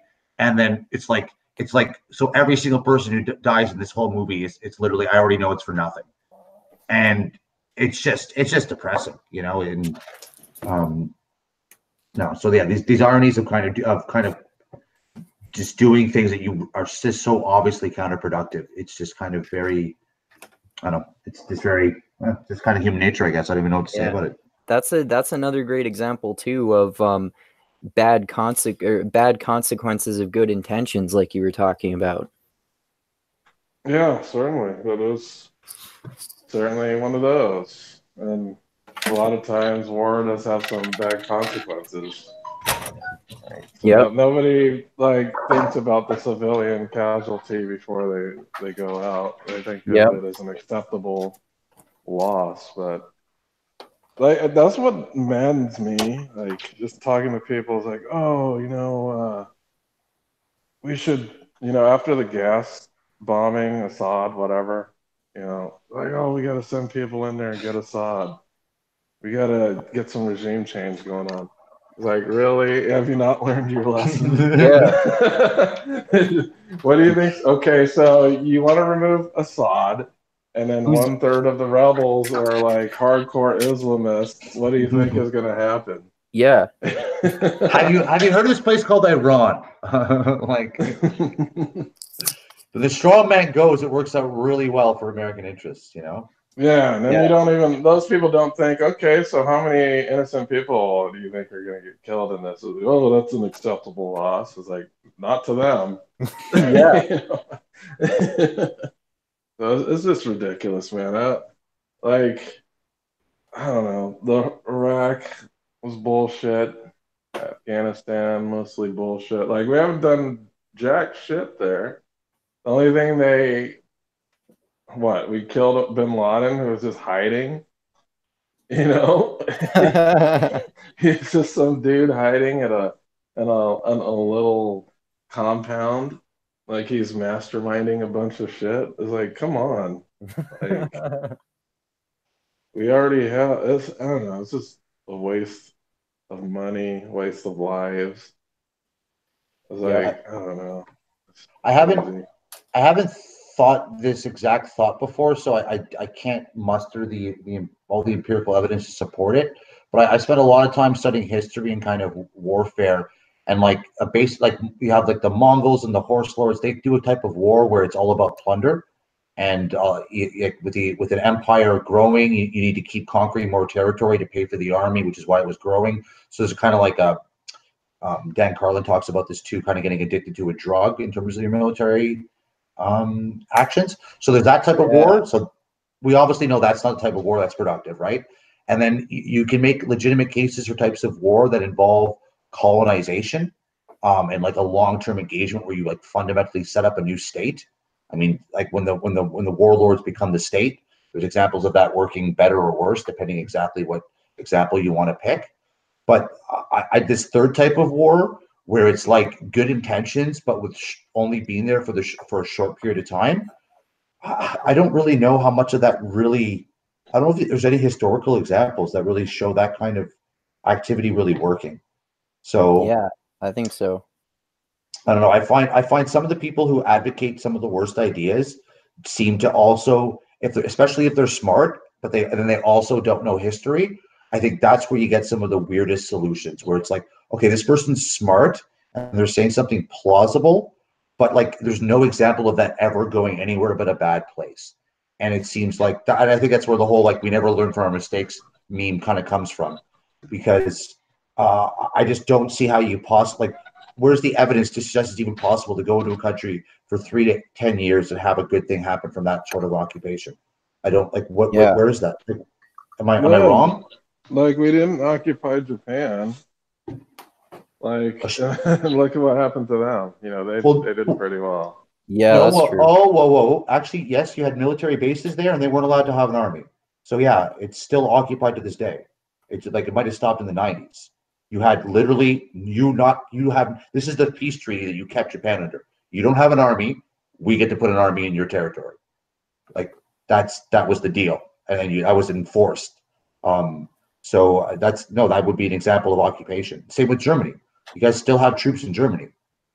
That's true. Still troops in that South Korea. that's how that goes. Like you stay, and sometimes it works with pros and cons. But this example of just knock them over and walk away doesn't really work. Doesn't work at all. And with British colonialism in India, I think is one of the strongest cases where you just had warring feudal states that were all corrupt tyrannies, and then the Brits come along and they kind of unify. They do a lot of horrible things, so there's pros and cons without a doubt. I'm not going to say overall whether it works out better, but like the null hypothesis in this scenario is a really, really weak starting point.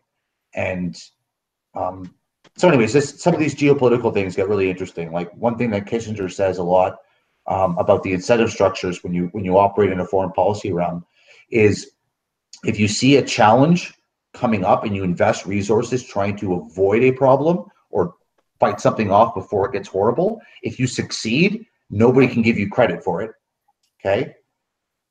But if you fail, you're going to be screwed because people are going to say, well, why did you invade, send this military over, do this other thing?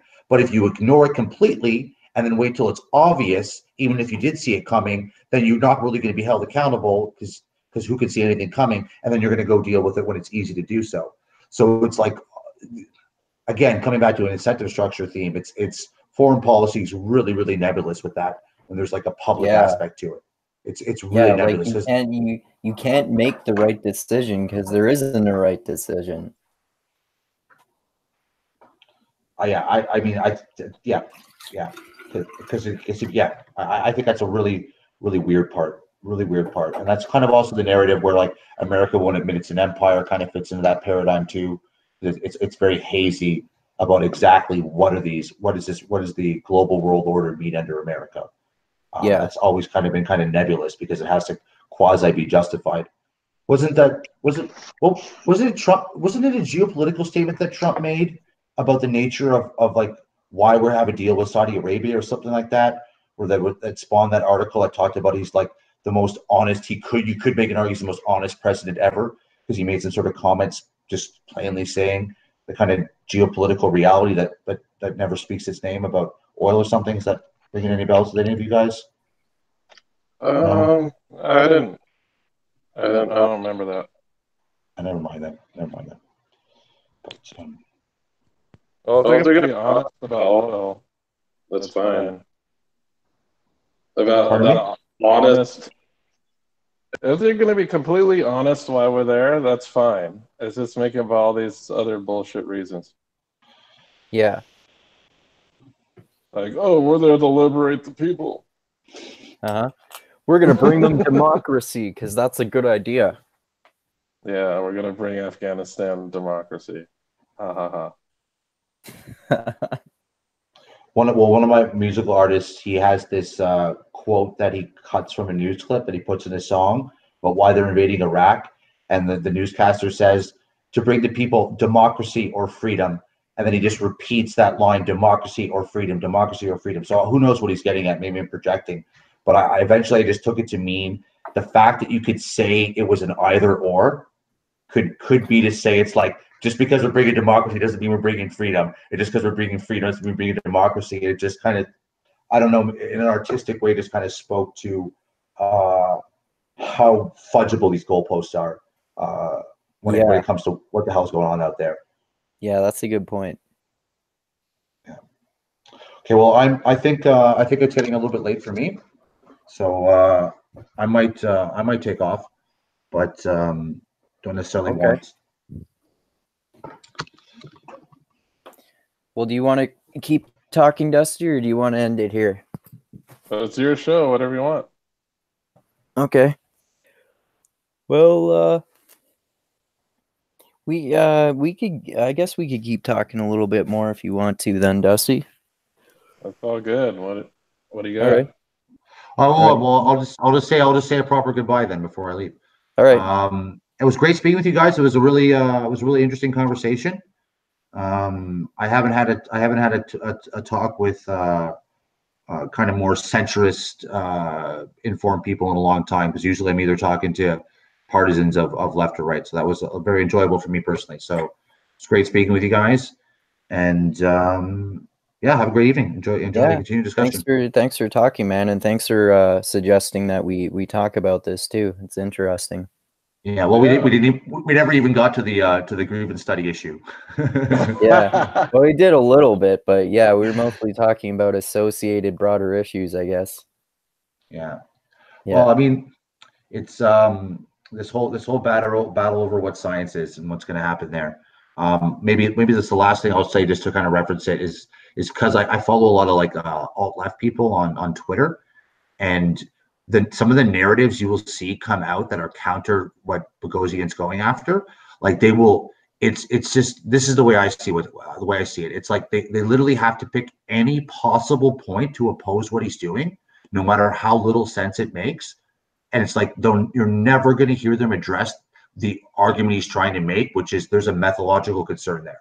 They will never address that. They'll never talk about that. All they'll do is trumpet like, oh, well, this is one reason why it's immoral. This is one reason why there's this other problem to talk about. And it's just like, you can see, and I'm sure there's the same examples on the right. And, I just happen to not notice them as much because I don't pay attention to the loony right. I just know they're silly. But just to see the way these narratives get constructed in real time, and just how divorced they are from any truth objective. And again, I'm not saying it's unique to this particular demographic only or group only, but I mean, that's one of the weirdest parts of it. Weirdest parts of it for me. Like there was, I tried to get one of them to talk to me, but she said no. I haven't read the message yet. I just saw that it was a no, and I'm just like, because some of the things, because you can see she's smart sometimes, but then she advances narratives that are just completely, obviously ideological, and I just don't understand why people who can see they're doing that do that. The smarter you are, the better you become at rationalizing your own biases. Well, you get points, man. That's what people do. You get some points. Yeah. You know what? If I wanted to make a lot of money, I'd make like a phone app that gives you achievements and points and ranking systems for being woke.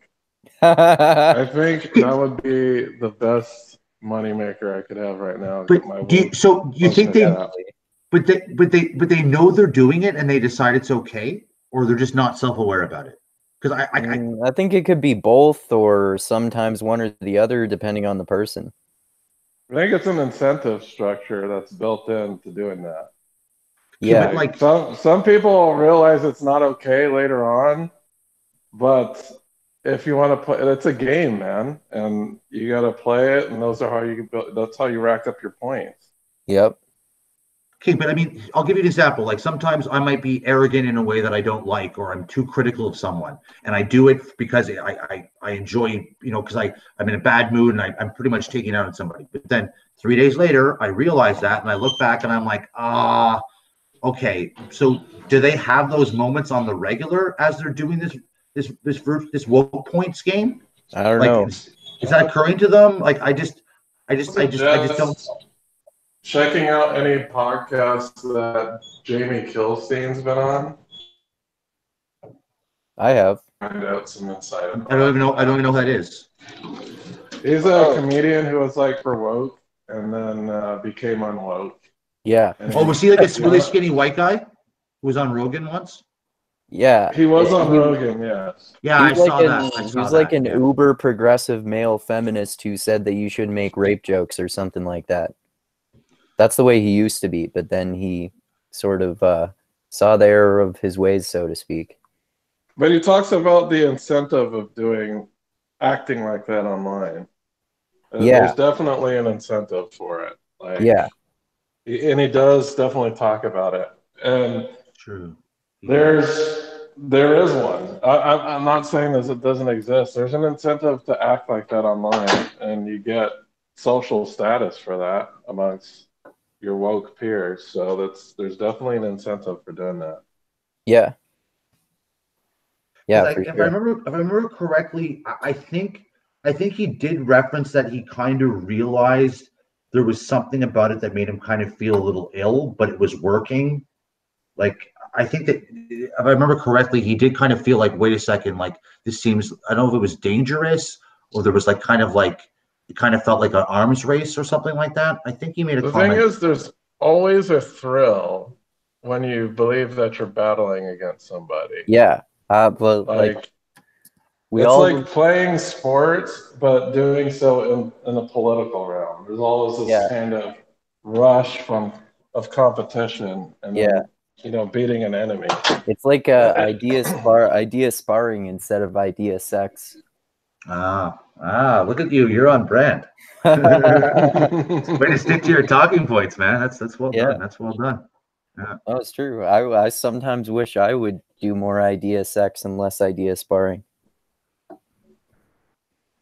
Yeah, it's hard. It's hard not to argue with people, but I don't know. I try not to call people idiots online anymore. I just don't do that. Like, even if I'm called stupid or whatever, I don't retort in that way. That's definitely a good idea. I don't do that. I used to do it a lot. Oh, you're dumb. That doesn't work ever in an argument. Yeah. Well, I remember back in the day when I was like, 13, 14, 15 on message boards for video games.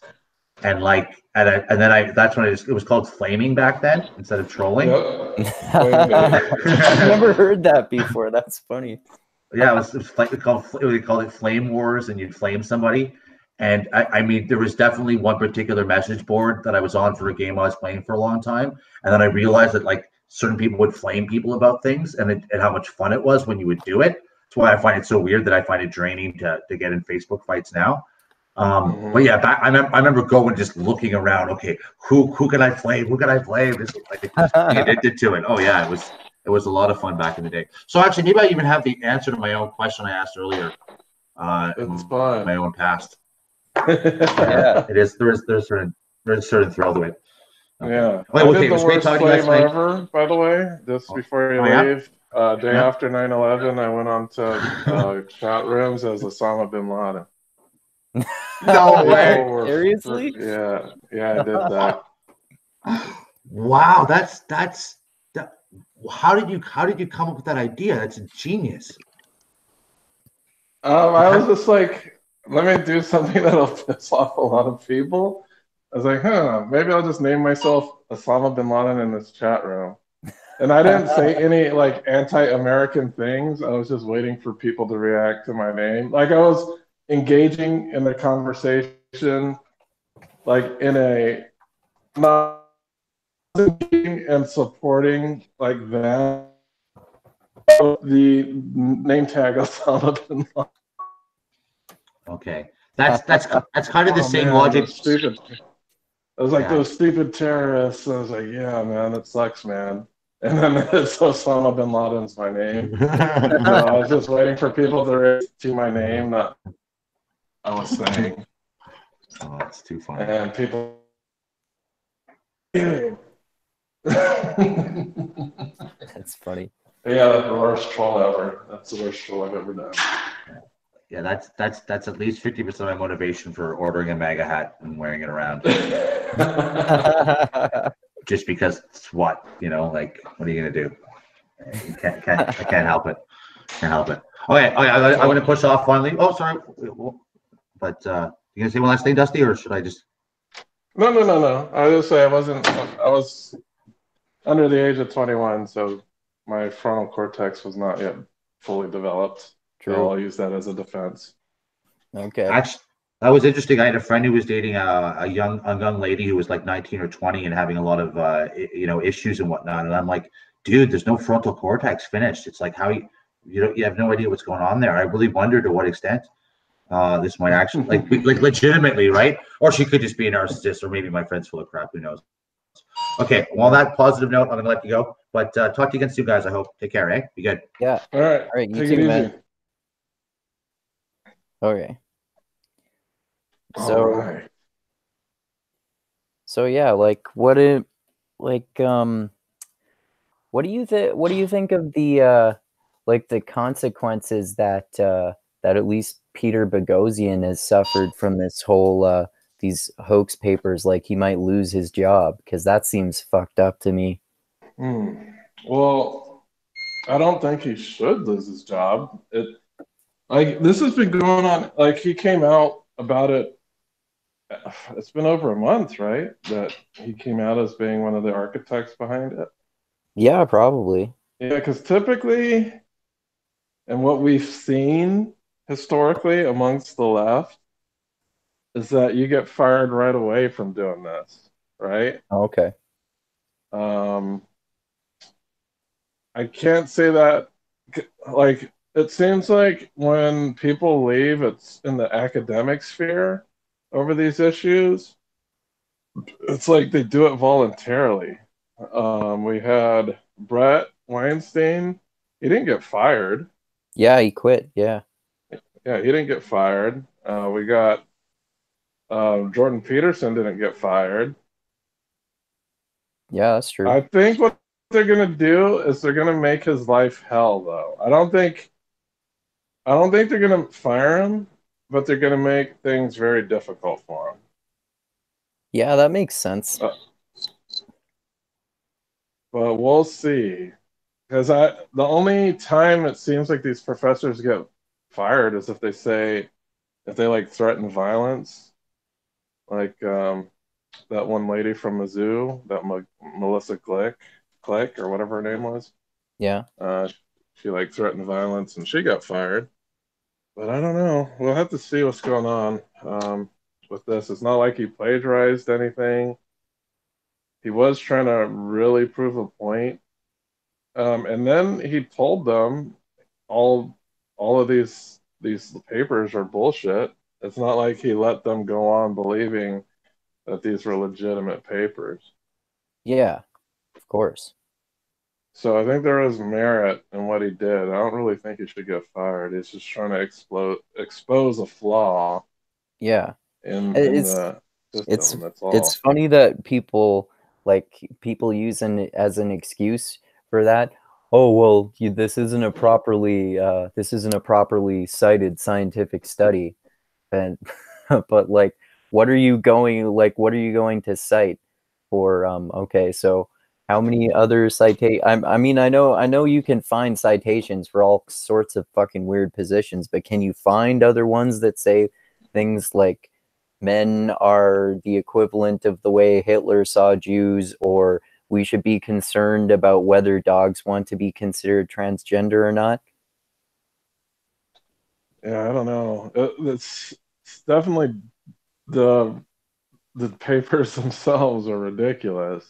Yeah. I think it's good to point out that ridiculous stuff is getting past muster. And I don't think he's going to be fired. I really don't. If he does, I'll be really surprised because just looking back on professors getting fired, they typically don't get fired for things like that. But I don't know how high up Boghossian is in his position there. Like, I know if he was probably an adjunct professor, he'd probably get fired. But we'll have to see, man. I don't think there should be a negative consequence that would affect his employment. Yeah, me too.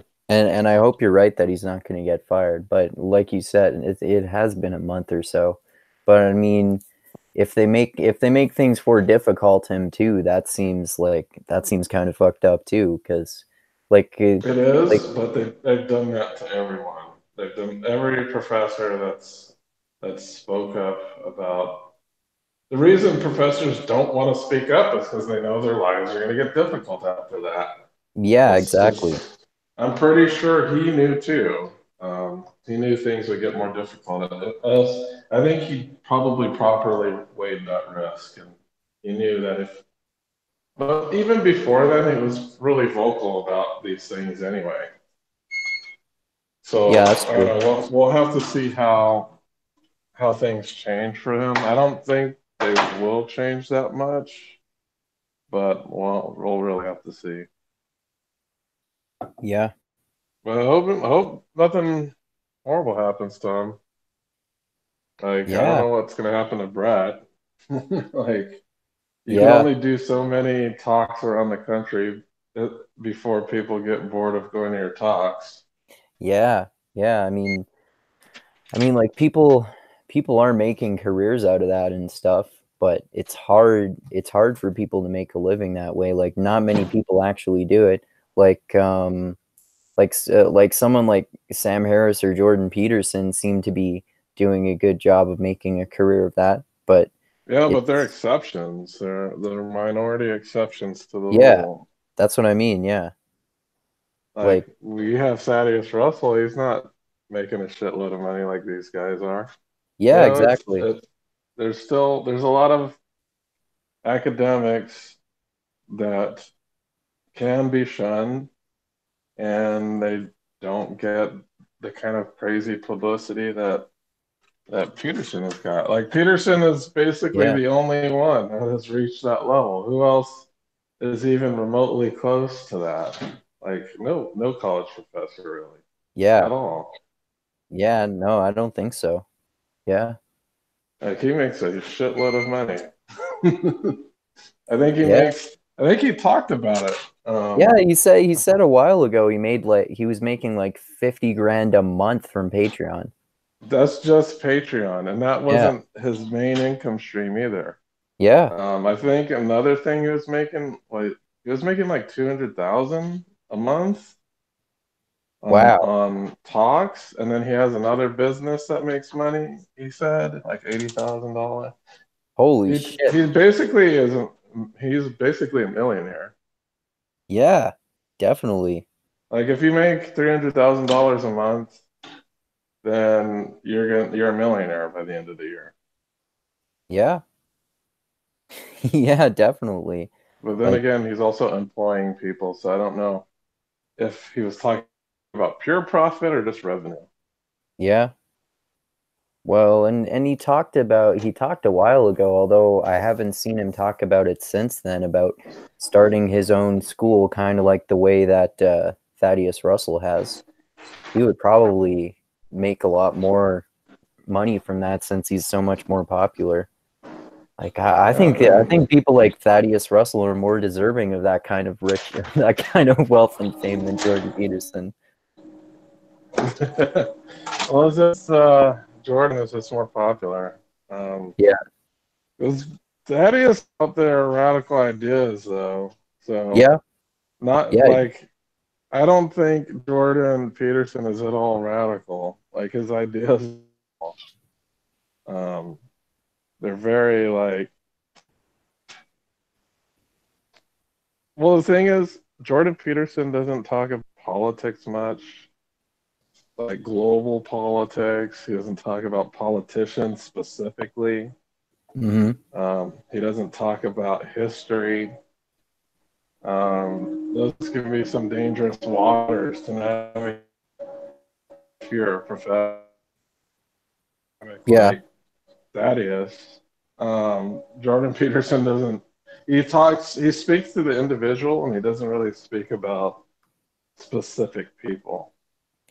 Yeah, he doesn't that's criticize specific people. Like, even when he has contentious interviews with people, he never calls them evil. He doesn't like mock them specifically. He points out their mistakes, but he doesn't do it in a mocking way.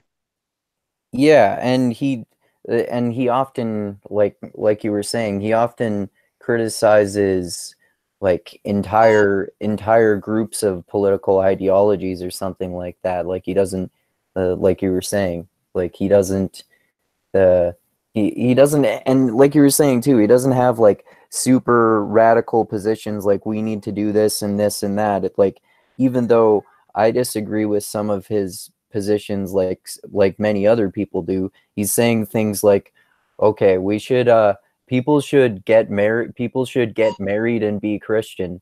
Like, that's not really that radical. It's just like old-fashioned traditional values. He says should get married and be Christian, does he? Yeah. Like, I don't know. Does he say people should be Christian? I don't remember him saying that. I guess he does, I guess he doesn't. He doesn't. He probably doesn't explicitly say that, but he talks about how incredibly beneficial they are, and how incredibly beneficial traditional Western values in general are, and stuff like that.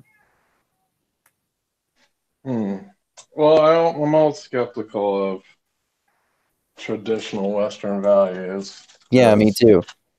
as one. What have they produced? Like, yes, they produce what we call prosperity, but that's only one side of the coin. You know, does it produce loving your neighbor despite what the Bible tells you? Not really. Yeah, yeah, that's true. Doesn't really. I don't see many commercial ads telling people to be nice to each other or to value their community. Like most of it Yeah, is about acquiring something. yeah, totally. Like materialistic values. Yeah, so I don't necessarily agree with Peterson there. I think prosperity, as far as economic prosperity, is very narrow view when viewing the well-being of human beings and their psyches. Yeah, yeah, And definitely. sometimes they don't even need that at all to be happy. I've seen people that don't need that to be happy. Yeah, So that's not, it varies among individuals. You know, some people are very happy like that. yeah, Um, but it seems like there's a lot of unhappy people in the middle yeah. class.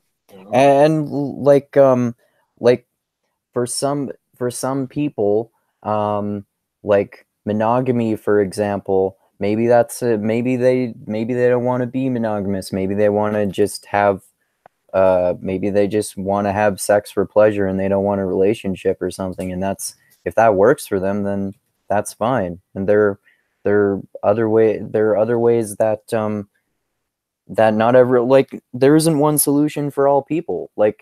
The Jordan Peterson talks about responsibility a lot, and there definitely are people who need more direction and responsibility in their life. But then there are people there are people who are the opposite. Like I've talked many times before about how I have a tendency to turn into a fucking insane workaholic, and it just makes it destroys my sleep schedule because I go to bed later and later and later so I can do more and more and get all my goals completed every day. But I need to, like, in that sense, I've learned that I need to have less of a focus on responsibility and more of a focus on enjoying life. So it depends on who you are and at what point you are in your life, and what your values are and what works for you. I also think Peterson is specifically targeting people who are unhappy in their lives. So he's not targeting somebody who is not monogamous, doesn't have a monogamous relationship, and is happy. He is specifically targeting those who are unhappy. Yeah, and Um, obviously there are a lot of those people. yeah, there must be if, you know, there are a lot of unhappy people. He's not looking to invite happy people into this audience. Like Yeah, that's not, it's like happy people don't really need Jordan Peterson. yeah. That can be So that's probably part of why some people have such a huge problem with him, because I would say probably at least a part of that is that you're saying all these things that are obvious and I don't need to hear, so why would I bother listening to you? Well, that's understandable if you have that perspective, I suppose, but it doesn't mean that he's an idiot who doesn't know what he's talking about. yeah, it's, and you can't say that there is no business motivation with his words. Like he wants to speak to as many unhappy people as he can and try to solve the problems of unhappy people from all walks of life that he can. It's not like he's specifically trying to target a specific unhappy demographic. I think Yeah, he wants to broaden his audience, and he will say things that to broaden his audience. But I Yeah. don't think he's targeting, oh, this person who's happy being, being in an open relationship. He's not targeting you. If you are unhappy, then yes, he is targeting you, but not if you're happy. He doesn't care if you're happy. He Yeah. wants people to buy his books that are unhappy. Yeah. So his book was a New York Times bestseller, so there must be a Yeah. lot of unhappy people out there. People like self-help books, and they can be helpful for helping people improve their lives. And Well, I another think thing, the funny thing is I remember on Rogan talking about self-help, and self-help is kind of like um, mowing your lawn. Like you don't just mow it once and then it never grows back. You kind of just gotta keep hammering on it. So as far as like Peterson goes, if he really wants to keep his career going, he's gonna have to write some more self-help books. yeah. And another interesting thing about Peterson too is that people often accuse him because he has some like what you might label as socially conservative values, but I just call them traditional Western values, that they think that he's like this radical conservative person, but it doesn't seem to me like he's loyal to any one political ideology, especially like that example that you brought up one of the mixed mental arts chats relatively recently, where he was saying that Kavanaugh should step down, and that pissed off a lot of his conservative fans. Yeah, I thought that was pretty funny. Like I knew what he was trying to do, and that's pretty much why Jordan Peterson doesn't talk about politics a whole lot. I think it's also an economic decision. Is he doesn't want to piss off like his fans. Of course, you don't want to do that. Yeah, But I guess in that instance, he just felt he needed to speak out about it. I thought his idea was pretty good. Like it made a lot of sense to me. yeah, But me too. there are a lot of like Peterson has a lot of ideological followers, unfortunately, Yeah, it does. and they'll get mad at him if he has the wrong politics or speaks out against their political ideas. Yeah, like you have That's why a to. lot of these big people avoid talking about politics. Yeah, yeah, definitely. Like it's funny that he talks he speaks against the so-called social justice warriors all the time, and if he says anything in support of their view at all, it pisses off a bunch of people, which is which is kind of funny. Yeah, he's very crafty at skirting the line about not talking specifically about politics and policy. Like he just talks about aberrant behavior for the most part, Yeah, and basically the games that people play in social situations. And he's talked about a little bit about the alt right. I've seen him talk about them as well, but he doesn't talk about mostly the policies they advocate for. He just talks about the behavior, and Jonathan Haidt kind of similar. He really focuses on the behavior itself, not the policies that they promote. mm-hmm. And I think that's a pretty good way of going about it to not appear to be too politically ideological, especially if you're trying to solve a problem. Doing it by alienating 50% of a potential audience is not a good way of trying to solve a problem. Yeah, yeah, And exactly. yeah, because if you take the middle stance, you're going to alienate some people, but it's going to be the vast minority of people that you're alienating. Yeah, because like if you speak in a way that gives merit to both, it gives some merit to both opposing views, then yeah, like the people on one side, the people on one side of it will get mad at you for supporting the opposing views of their own, but you're more likely to also please more people on either side because you're saying something favorable about like both of these opposing narratives. Yeah, and even like a lot of my favorite people who go into talk about political policy are people that do recognize that you need to get both sides on it in order for it to be successful. You know, Yeah. like Larry Lessig is definitely a left progressive, but he doesn't frame the political solution as a left progressive solution. He tries to include both sides to attack the problem. Because if you only can recruit one side and you completely alienate the other and they oppose you, you're not going to get anything done. Yeah, exactly. Which is At why, least you're like, not going to get anything without violence. yeah, exactly.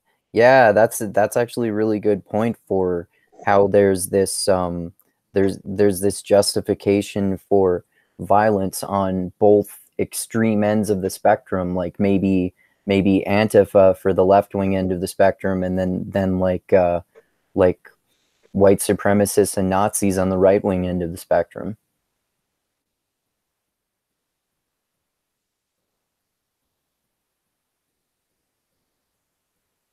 Oh, you still there, Dusty? Yes. Okay.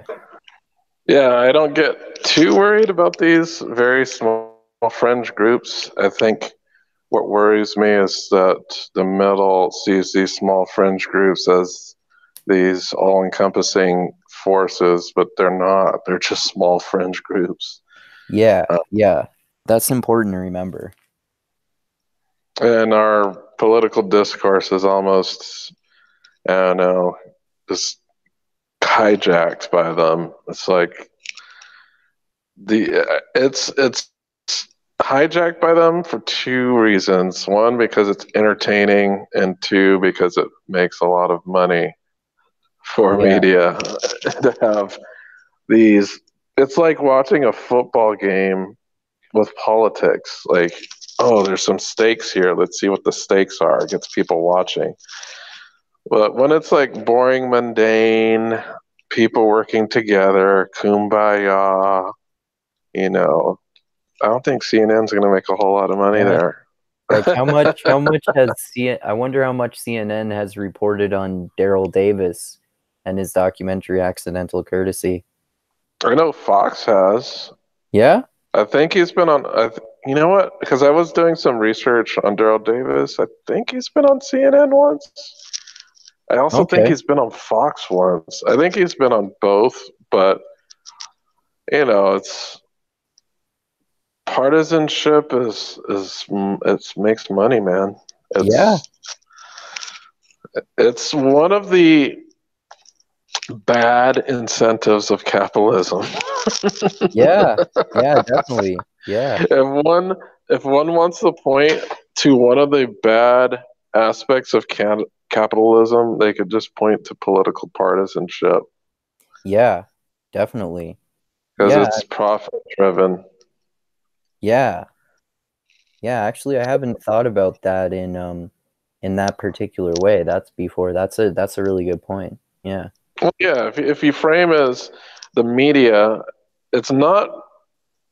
There was a point in time when the media kind of had to report stuff fairly, like they had to have both sides.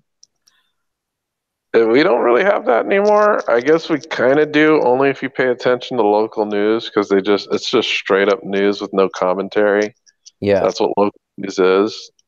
You get to find out what's going on in your neighborhood. It's not a political ideology thing. It's just people finding out information for you. Not so when you get to like the big networks, you know, it's all about making money, and what is the incentive to get those ratings? It's like people want to see sensationalism, people want to be entertained. It's no longer about being informed, it's just about being entertained. And if we want to think about one of the adverse effects of capitalism, I think that's one of them right there. Yeah, for And there sure. are people that are completely adverse to criticizing capitalism in any way, as if it's this infallible entity. Yeah, Everything should be criticized. I don't care. Like, yeah, me I'll too. make capitalism, but you still gotta criticize the bad parts of it. Yeah, and like by that same token, you could say that social media, for example, is a product of capitalism, and there are pros and cons to that too. Like just the internet in general, let's say too. Like because of the internet, you and I and earlier Shane are all talking about these issues, and that's like how we all connected through mixed mental arts, and we have some really interesting discussions that we learn from on the Facebook group sometimes, and like so you can do it you can do it in a beneficial way, but then you can do it in a completely non-beneficial or even counterproductive way too, which seems like the majority of particularly social media, where it's just more of this call out culture and more of this being ideological against the other side, and serving your confirmation bias by getting into these deep support groups online of your particular ideology. Yeah, it's hard. I'm glad that people do participate in talking to the other side. Places like mixed mental arts. I'm glad that places like that exist where people from further ends of the spectrum can talk to each other without, it devolving into a complete shit fest. Yeah. Basically everywhere else on the internet. But, I don't know. It's hard because it's hard work just thinking about why is it so difficult for people not to label a political opponent as being immoral, evil, not like them at all, not having the same goals, not having family, not having, oh, you're racist or you're sexist, blah blah blah blah blah. People have mothers, people have daughters. Just because they're not within the same political ideology as you doesn't mean that they're sexist, racist, homophobic. Run the gamut. Yeah. I just think they're everybody is all of the above. So just get to what we're all the same in. It's like, what's that way that Hillary Clinton put it? The basket of deplorables. yeah, everybody's a basket of deplorables. Yeah. Like, well, yeah, supposedly 50%, I guess, of Trump voters are baskets of deplorables. That was during a time in the culture war where I think she was talking about 4chaners and alt-righters and people like that. But to be honest, those people are a very small minority of the internet. Yeah. I don't know. People think like the boogeyman is like this giant force where it's usually this small, pitiful, loud amount of visuals. So it's definitely inflated to a ridiculous degree. Yeah. It's funny too that people sometimes are so worried about this, even if they publicly acknowledge that it's small fringe groups. Like it's funny. And it's that's like why that's why I love what John Haidt did. He publicly acknowledged that these crazy campus kids that everyone is so up in arms about are a very small minority of college students. He said there's 4,000 higher learning institutions in the United States, and the amount that this goes on, like the amount of colleges this happens on, is probably less than 20. Yeah. He's It's just a worried. problem. It's just not as big as Fox News makes it out to be. Yeah. And I think that was a great way to appease, say, hey, people on the left, I really want you to take a look at this problem. But some people, still aren't having that. Yeah, definitely. Like he's like even in his newest book with Greg Lukianoff, The Coddling of the American Mind, they basically say in that book, like, we agree that social justice is a good thing to pursue, but we think these people are going about it in a counterproductive way. And here at the end of this book are some better ways to go about pursuing these goals. Well, I think they've already proved that they're doing it in a counterproductive way. The best way to do something is to not raise the ire of your political enemies. Yeah. If you're raising the ire of your political enemies, then you're going about it the wrong way. Yeah. Because that's just basic like group cohesion. Like if you're gonna piss off a bunch of people that are politically opposed to you, then your solution is probably not good. Yeah, I think so.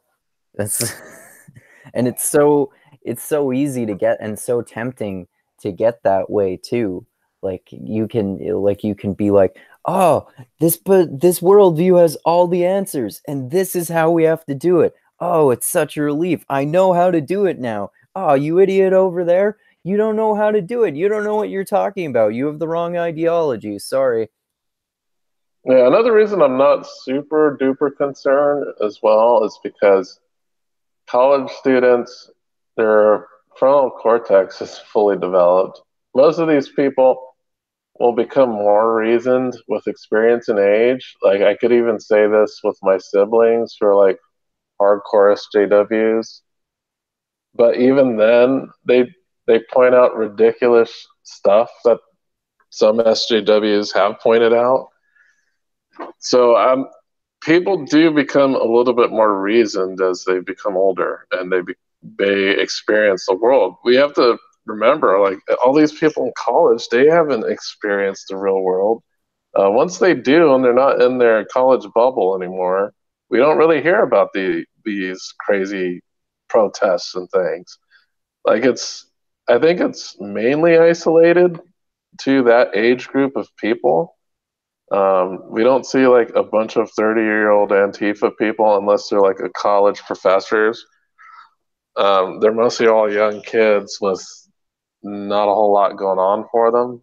Well, and I'm not saying not a lot going on by saying that they have no way to sustain themselves financially, just that they have a lot of free time. Yeah. Yeah, definitely. Yeah, that's a good point actually. I noticed that, but I hadn't thought about it that explicitly before. That's a good point. Like you don't generally don't hear about like a bunch of 40-year-olds going around talking about how oppressed they are and stuff like that. Yeah, so we'll see what happens. I think it's not gonna escalate to a level where it's gonna affect society in a bad way. But we can see that these incidents have dialed down quite a bit, like from the Mizzou incident and the incident at Yale. We haven't seen like these really, really crazy things since Brett Weinstein, because they see like, okay, what are the consequences to being fucking nuts on campus? There's a financial, and this is where capitalism incentives come in again. All right, if we get nuts on campus, we're going to lose money. We're going to lose enrollment. So we see that we haven't seen these crazy incidents happen so much after the Brett Weinstein incident, because there was even before that at Mizzou, during that incident, next semester they saw drops in enrollment. So they see that these things happen and they have a financial effect on the college, and they seem to be happening less and less. So I'm not super concerned. The only thing I'm concerned about is when these people reach the real world, are they going to be able to cope in a way that isn't self-destructive? Yeah. Yeah. Well, exactly. Like that's sort of one of the points that that Jonathan Haidt and Greg Lukianoff bring up too. Like if people have these mindsets in universities, it's not preparing them well for the real world. Because if you go out into the real world and someone, I don't know, for example, someone says mankind, and you go and complain to your boss about them using the word mankind, they're probably not going to really fucking care. Yeah, and most people aren't going to work at Silicon Valley. Yeah. It's not like all these SJWs are going to get jobs at Google and YouTube, and some of them are going to be regular people and will have to get regular jobs. Yeah. And that craziness is not gonna cut it. Like if they go working at a regular 9 to 5 like most people do. Yeah. Yeah, exactly. And It's that's like and another thing that I like that book points out is that a lot of these sort of problems are largely due to overprotective parenting, which I think is really interesting. social media and overprotective parenting, and I am very much taking his advice to heed. Because I think I had a conversation with my wife the other day, and she was like, "Oh, our daughter needs to have more structure. She's always doing whatever she wants." And I was like, you know what? I agree with you, but we have to make sure she also has free time. Like she Yeah. can't have a completely structured lifestyle. She has to have time to pursue her likes and her goals and her wants. We can't Yeah. have like a schedule mapping out every bit of her life and every Yeah. bit of her existence in the Yeah. household. Yeah. And yeah, you're right. She needs to have some free time and Yeah. out of it. Yeah, it's like how they talk in that book about how unstructured free playtime is like one of the most important things that seems to be missing in our culture today in common. And like I noticed that for example sometimes with friends of mine who have kids, or with the parents of students I tutor, they it seems really common to have this mindset that, okay, we got to be super productive and we got to religiously praise work and we got to have all these activities scheduled so every second of your day is filled with doing some sort of activity. And then after school you go to judo practice, and then before that you go to band practice, and then after that you go to soccer practice, and then tomorrow you do like the same amount of things. Yeah, it's a parental arms race. Yeah. And I basically chalk that up to the Western and mostly American value system in regards to raising children and what your child should be. I think there was a discussion on MMA about. Did you read any of those comments about that article about the millennial burnout? I think I probably did, but I don't really, you'll have to refresh my memory, and I think I might remember if you do. Okay, so there was an article written, it was a BuzzFeed article that Willie posted. Oh, it was okay. about Yeah, I think it I was did about see that. Yeah. the different. It's basically about a millennial complaining about that they don't they feel burnout because one, they're working all the time, they have to complete tasks, they're constantly grinding, and they don't see that things are paying off. They got student loan debt, yada yada yada.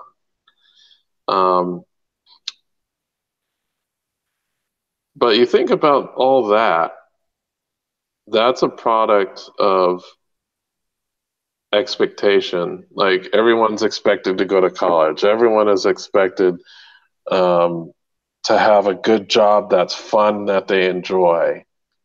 Everyone is expected, to go on vacations every now and then. Everyone's expected to be able to afford a retirement, all of those things. And those expectations are causing people harm, I think. Yeah, I think so too. I think if I was thinking about it and I was like, wow, none of these expectations have nothing to do with building great relationships, having a strong sense of community, having loving people in your life. It's all about achieving things that are closely tied to economic success. Yeah, definitely.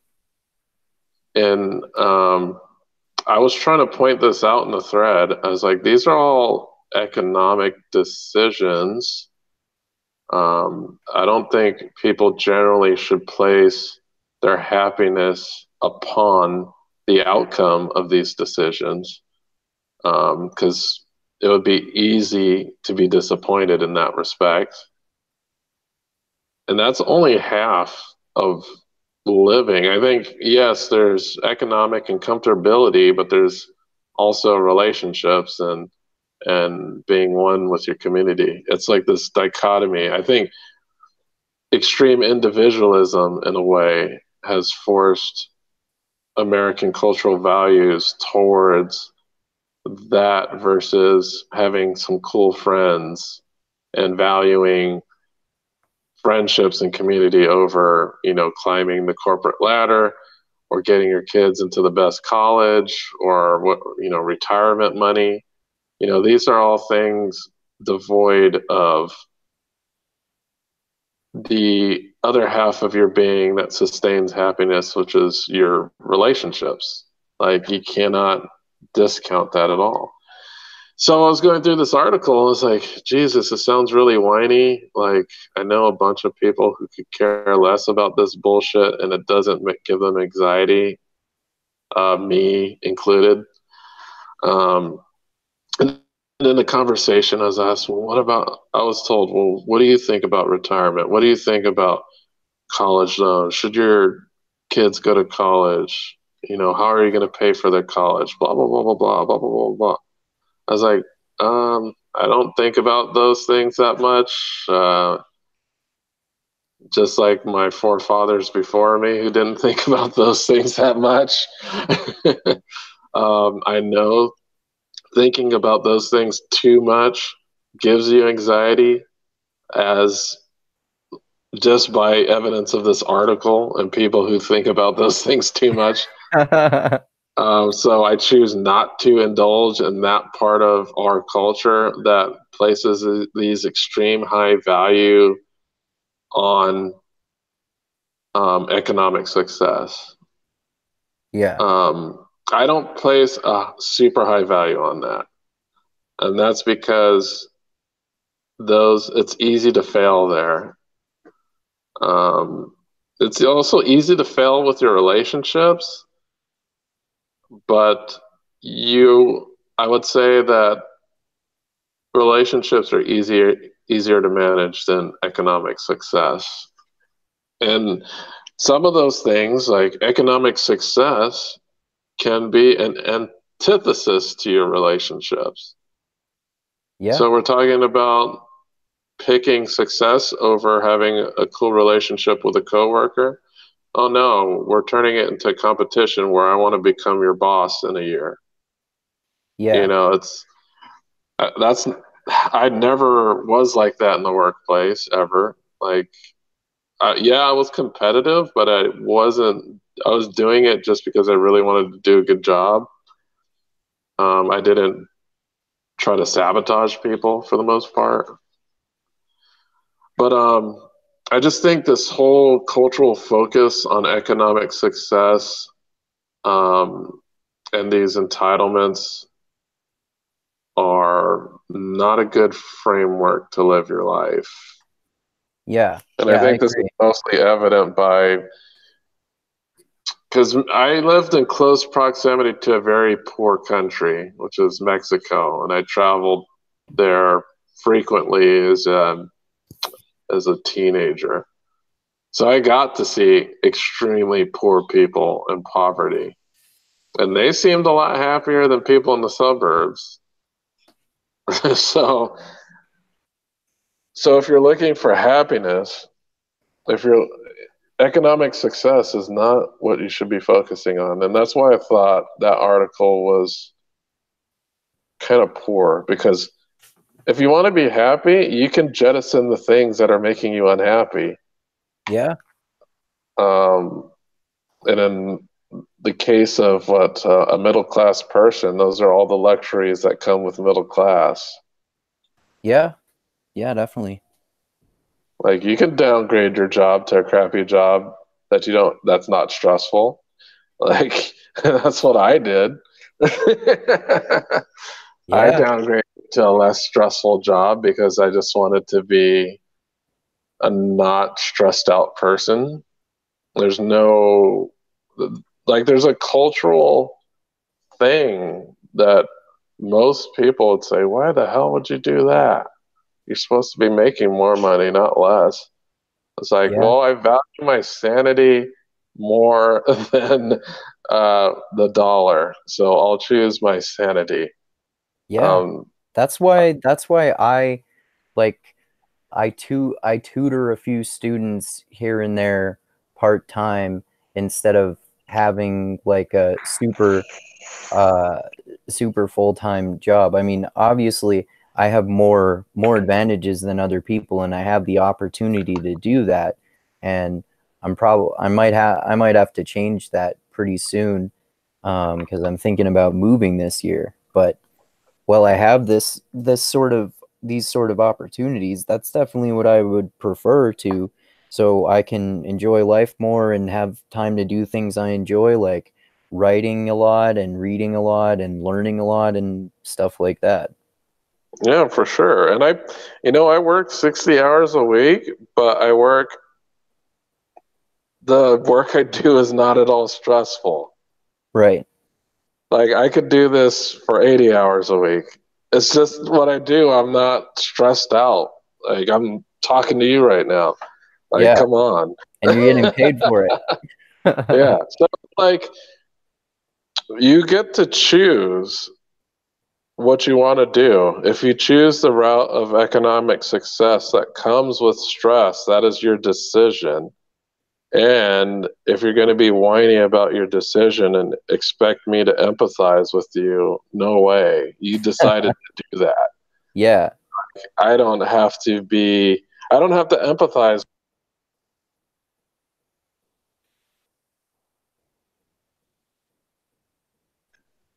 Oh, I'm back. Yeah, you got cut off for a sec. You got cut off right where you said, I don't have to empathize. Yeah, I'm saying I don't have to empathize for somebody that's more economically successful than me. Yeah, of course. I'll empathize that they're unhappy, but it's not because the government should give them. Okay, so like, and here's what one of the arguments the lady had in the article was that all of this was the result of capitalism. All of it. Yeah, her unhappiness. Okay. I will say that is partially true because American culture is largely influenced by capitalism, and that culture tells you what you should value. Yeah. So I would say that it is partially true, but that doesn't mean that she needs to indulge in it. Yeah. Yeah, definitely. Exactly. And like you were saying, it's partially true. You can't really realistically put the sole blame on capitalism. Like you were just saying, some of this is due to the decisions that you make and to the values that you pursue. Yeah, so it's all dependent on your decisions. Should I empathize that her decisions didn't pay off? Maybe. But I also made decisions as well that are contrary to what American culture would tell me to make. And I did that based off of many factors. Like, I could have stayed in the games industry and worked 80 hours a week at a high stress job and make decent money. But I decided when I moved, oh, I don't want to do that anymore. I'll do something less stressful. Yeah, it's not the coolest job ever, but I'm not freaking out, and I don't have stress. I'm not anxious.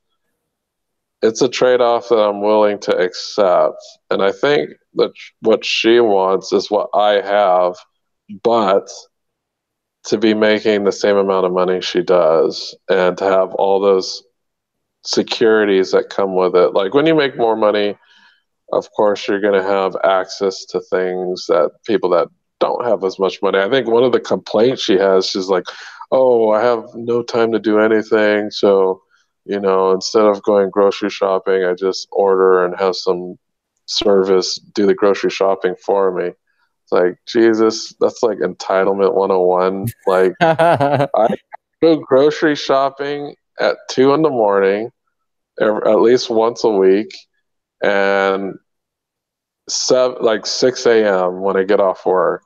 I do not complain about not having time. I just make the time for it.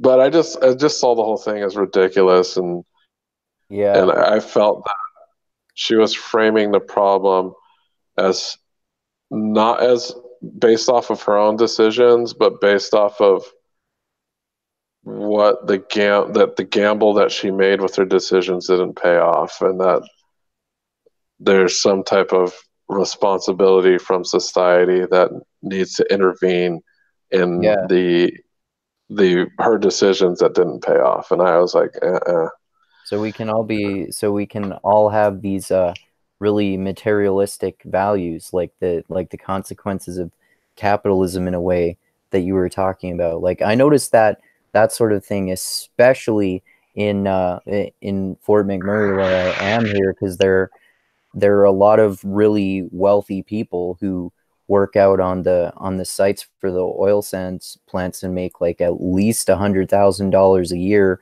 if not more, and they have really materialistic values. Like I've dated women who have super materialistic values too, and some of my friends have been that way before. Like, you have to get this really awesome car. You have to have all the new video game systems and all the new video games. You have to be able to go to Starbucks every day and all this kind of stuff that, like, to me, I don't need to have that kind of stuff. Yeah, it's just a twisted value system. Like, to get the basics, capitalism is great. We could still get our basic requirements easier. But then there's the incentives that we need more and more. The problem is that that's a requirement of this society. It's actually a requirement, because without that requirement, we don't have consumption, which is one of the engines that powers capitalism. Like, you need that consumption to power the engine of capitalism, else it won't work. So unfortunately, that is a byproduct that people find acceptable. Some people indulge in it, some people don't. But I don't know, it just depends on the person. Like, fortunately, I found somebody that is not materialistic at all, doesn't care about name brands, doesn't care about a lot of that capitalist, materialist stuff. Like, we care about being comfortable, but we don't need to go in excess. Like, I don't have to buy the latest cell phone. Like, I'm completely fine in that. Like, whenever I go and get a cell phone, I always get the model that's 2 years old. Yeah, it's like a price difference of like $500. It's like, It's just a cell phone. I'm not. This device here is not making me money. It's not. If I have a more powerful device that does way more stuff, and it's called a desktop computer, Yeah. I'll just use that if I need like a bunch of horsepower. I don't need my phone to have a bunch of horsepower. I'm not trying to shoot a feature-length movie with it. Yeah, definitely. Yeah, like like I'm the same way.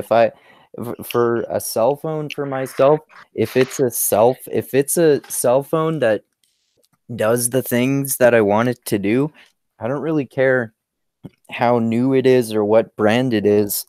And like I was at the I was at a mall with my friends the other week, and we were looking at the newest iPhones or something like that. And I was like, holy shit, these are like $1,000. That one's like 1,500. Holy shit, man. Like you don't need to spend that much on a phone. Fuck. Yeah, I don't even spend that much money on a computer, and I could play some pretty good games on it. Yeah. I've got a That's I've got a Chromebook.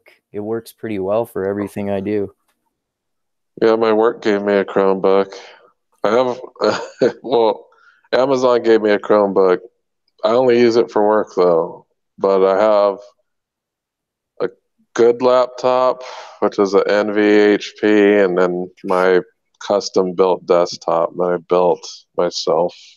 So it's a nothing PC because every part in it was bought piecemeal and I put it together. Oh, okay. Oh yeah, I know. I used to know people who had built their own computers. I've never had the, I've never learned enough, I guess is the best way to say it, to be able to do that myself. It was way cheaper than buying a fully built system. Like way cheaper. Like it's $1,000 difference. Oh wow. Like yeah, I could build something for me that's quality that would cost $1,000 more if I were just to buy this whole thing pre-built at a store. Oh wow. Yeah, because they mark those things up. If you get the parts individually and you get them on sale Black Friday, use coupons, you can make out pretty well. But those name brand computers, Alienware, those things are expensive. Yeah, definitely. But I don't know. I just think the people who are really upset about the specific things that were highlighted in the article about millennials, just have the wrong frame of mind. Yeah, I think so. I mean, it would be like it sounds sometimes like that sort of narrative would be like could easily be my own sort of narrative if I tried to blame like my financial setbacks, for example, on other people who are oppressing me or something like that. But realistically, all I have to do is make different decisions and pursue different goals if I want to change my financial circumstances.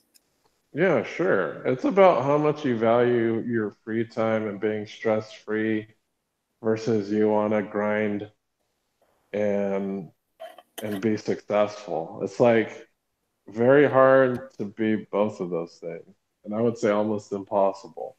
As most people who are highly successful are not spending a lot of free time playing video games or reading books for leisure, or it's a very small minority of people who get to do that.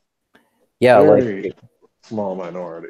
yeah, like I bet people like Jeff Bezos and Mark Zuckerberg don't really actually have a lot of free time, to say the least. No, not like at all. Yeah. They're like slaves to their own creations. Yeah, exactly.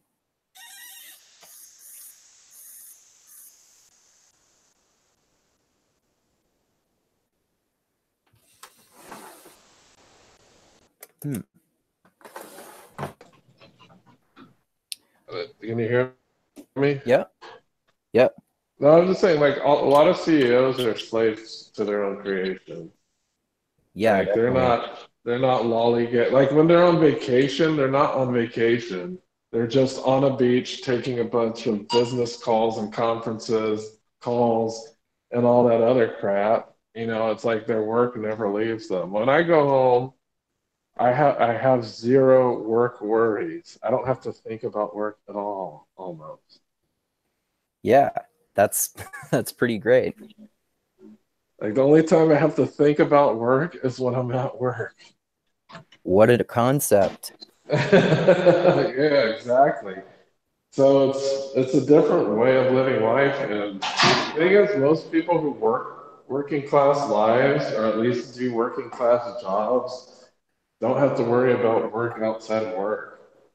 Yeah, definitely. That definitely is an advantage. And that's a choice. Hey, if you don't want to work, you can't have your cake and eat it too. It's like Yeah, that's what I was that's the gonna say decision you earlier. made. Yeah. Yeah, that's what I was gonna So, say earlier. like, I know Willie really resonated with the article, but I was just telling him, hey, you know, my mindset's different. Like, I grew up poor and I wasn't unhappy as a poor person. Like, when you're poor, you heavily rely on social networks to like for your happiness. You obviously don't rely on economic success as your happiness. Yeah. Yeah, that's a good point. Obviously. Yeah. So the thing is economic success can always come and go, and it's a gamble. But if you don't cultivate the other side of human happiness, then whose fault is that? It's not. You can't legislate that side of human happiness. That's Yeah. something everybody has to foster themselves. You can't have the government mandate for people to be friends. You know, Yeah. it's ridiculous. Or to treat your family well, or to treat your aging parents well. Yeah. You know, That would be kind of ridiculous. yeah. Because in my family, like my mom, she's living with my sister. You know, she's not. She's retired, and she lives with my sister, who is financially successful. That makes sense. Yeah, and there's no qualms about it. You know, none at all. It's not really in the American society. It's not the value of keeping your aging parents around in your household is not something that's pushed. It's like Yeah. everyone. It's like, oh, once your parents get old, you put them in a nursing home, Yeah. and they're off by themselves, living in the house that they spent 30 years saving money for. Yeah. And like it depends on the person too. Like my grandma, for example, she only I think only just recently within the last year or two, she basically she got put into an old folks home or whatever you would call it, but that's because she she had started to get dementia, and it's gotten worse over the past couple years, so she's like not It she's needs literally, assistance. yeah, she's literally incapable of taking care of herself. But I know, Mm. I totally know what you mean. Like being an old person doesn't mean that it doesn't automatically mean that you're useless or something like that. Like there are plenty of old people who are they're still, maybe they move a little more slowly or something like that, or maybe they do a little less, but there's nothing wrong with that. Like when I was Hmm. out of town recently and I was staying with my aunt and uncle who are, I think they're in their 70s and 80s, and they're capable of doing everything, and they just like to like sit around and read books and play music and sometimes watch movies. Like they're Yeah, I hope I enjoying get that retirement. opportunity when I get old. Like the only Yeah, thing I care about when I'm old is the ability to read and play video games and yeah, watch TV shows. those are That's good all things. I'll really care. As long as I can get access to those, I'll be fine. Yeah, those are good things to care about. Yeah. Like retirement money is not the first thing I think about. It's me being able to play a video game, read a book, being cognitively able to do those things. Yeah, me too, man. So good values and like being still being like physically capable of moving around well and stuff like that is important to me too. Yes. Yeah. But yeah, retire. Like, how are you gonna retire? It's like I don't think about that shit. I don't think about saving money up for retirement. Like, I trust that I'll have the social networks that I'll be happy. I don't need to rely on a retirement fund to make me happy. That's not going to do anything for me outside of being comfortable. That makes sense. And being comfortable isn't always what you need. Yeah, like we were talking about earlier, like as societies progress, if you get too comfortable, it can be more likely to make you depressed. Yeah. Yeah. Yeah, that's probably why all these people are stressed out. It's like, okay, you're stressed out because you're thinking about too much future shit. Yeah. Like, I think I was asked, I was like, well, what about putting your kid through college? I was like, well, that's if my kid wants to go to college. I was like, well, if she does, how are you going to pay for it? Well, University of Virginia allows free tuition to low-income students. Oh, really? Yeah, I'm technically not a low-income household, but I'm not married, so I don't have to count our income as a joint income. Oh, okay. So there's an advantage of not being married there. Yeah. Yeah. Cool. So and that's if she chooses to go. You know, Yeah. if she wants to, I'll let her know what are the advantages and disadvantages of going and not going. Ultimately, it will be her choice if she wants to go to college or not. I'm That not going sounds to like a force good her to go idea. to college. Sounds like a Like, good idea. Like it seems like a lot of people, like you were talking about earlier, have this Western cultural value about how incredibly important it is to go to college, even though that's probably not the best for some people, for sure. well, it's only important to go to college if that person really wants to go. It's Yeah. because when I was young, I was like, college sounds cool, but I don't know, 4 more years of schooling. Like, what the hell am I gonna major in? Like, I didn't have any of these things because when I was in high school, there wasn't a degree for what I wanted to do. Oh, So I okay. thought going to college was like pointless. I was like, well, I'm gonna have a degree, but it's not for what I want to do. There's no degree at that time existed. I'd say a Right. degree existed, but it was low quality and high cost. Okay.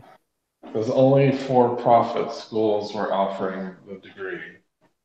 Okay. This was like a degree in game design and stuff.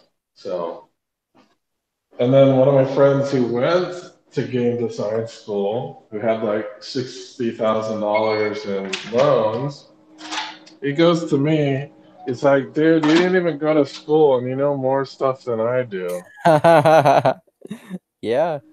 You can, especially if we're talking about like well, like stuff like that, you can learn a lot about that like computer programming and stuff like that on the internet. I know because one of my friends does that. Like he's an amateur coder, and he's showed me some of the algorithms that he's worked on and stuff like that, which he all learned for free because he's getting a degree in engineering, which has like nothing to do with what he's studying for fun. And especially if you're talking about like social science, like psychology and stuff like that, and literature and history. Anyone can read books and learn plenty about all sorts of those topics. Yeah, so I think we still need university, especially for people who are professionals like doctors and lawyers and dentists Yeah, or and, people who work in the nurses. trades too. Yeah, you still need teachers. You still need to be put through your paces in that way and evaluated by professionals. So there is still value. But I think there's still value though in engaging in a liberal arts degree. Because there's something about engaging in discussion in person in opposed to doing it online. Like anybody can talk about anything online, but there's one of the things that college builds is relationships. Like Yeah, that's a plus. Like I think people don't think about that aspect of college because what do you do when you get out of college? Hey, my college buddy is starting a company. He wants me to do this and this with him, or yeah, oh, my college friend works at this place and he put in a good word for me. There's those networks that are beneficial yeah, from going to college. It's very and hard to get that online. It's like, oh, this yeah, guy I met online, uh, he's this, and that. It's like online. I don't even know we can trust this dude. I've never seen him in my life. yeah, yeah, and that classroom discussion aspect is important too. I remember when I went back to school for a semester a few years ago, my favorite days of my philosophy class was we had 2 classes a week, and every second class, what my philosophy professor had us do was arrange our desks in a circle and have a conversation about what we had learned in his lecture that we were taking notes on the first day of the week, which was really rewarding because people could actually talk about what they understand, what they don't understand, and agree and disagree about the different ideas without just having us absorb the information and maybe ask questions, but not like discuss what they mean so that everyone understands them and so that everyone fully understands different perspectives on them. Yeah, and sometimes you don't know how to ask the right question to a professor, and Yeah, then somebody does. So even if you don't know how to ask the right question, you could always get more information based off of questions that are asked by the other student. yeah, definitely. Yeah, So it's I don't know, and it's you're sitting there for an hour, like your intention is engaged for a complete hour without distraction. yep, So, there's a lot of positive benefits. And I don't think college at all should be abolished to the online space because still think it's important that, people work together. There's group yeah, projects that people work on. I think the socialization aspect is very important in college.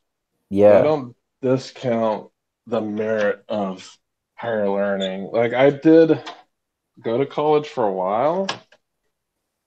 Um, because there was a couple. I went to college twice, I guess, for 2 different degrees. I went for um, the first degree I went for was computer science.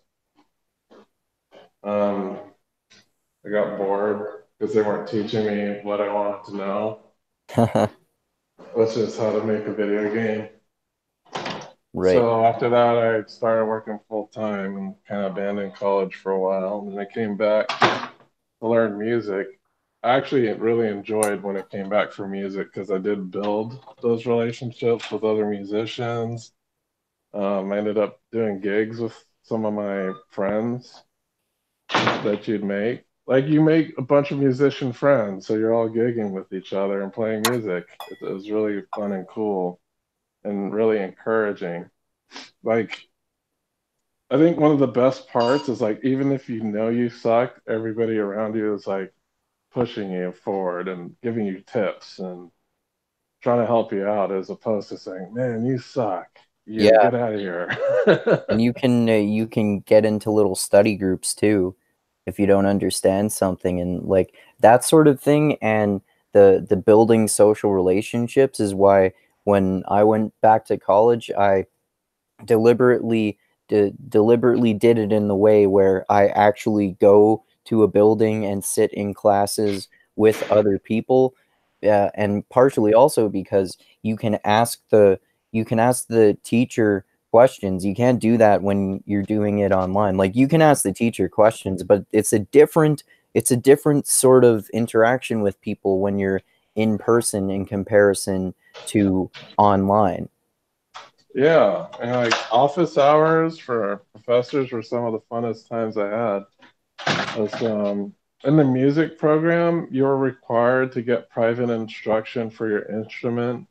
Like Oh, you okay. had a course that was just like one of our courses is kind of like a recital course, but you're not doing like public recitals. You're doing like a peer critique. So you have to play in front of all your classroom peers, like a specific piece that you're working on.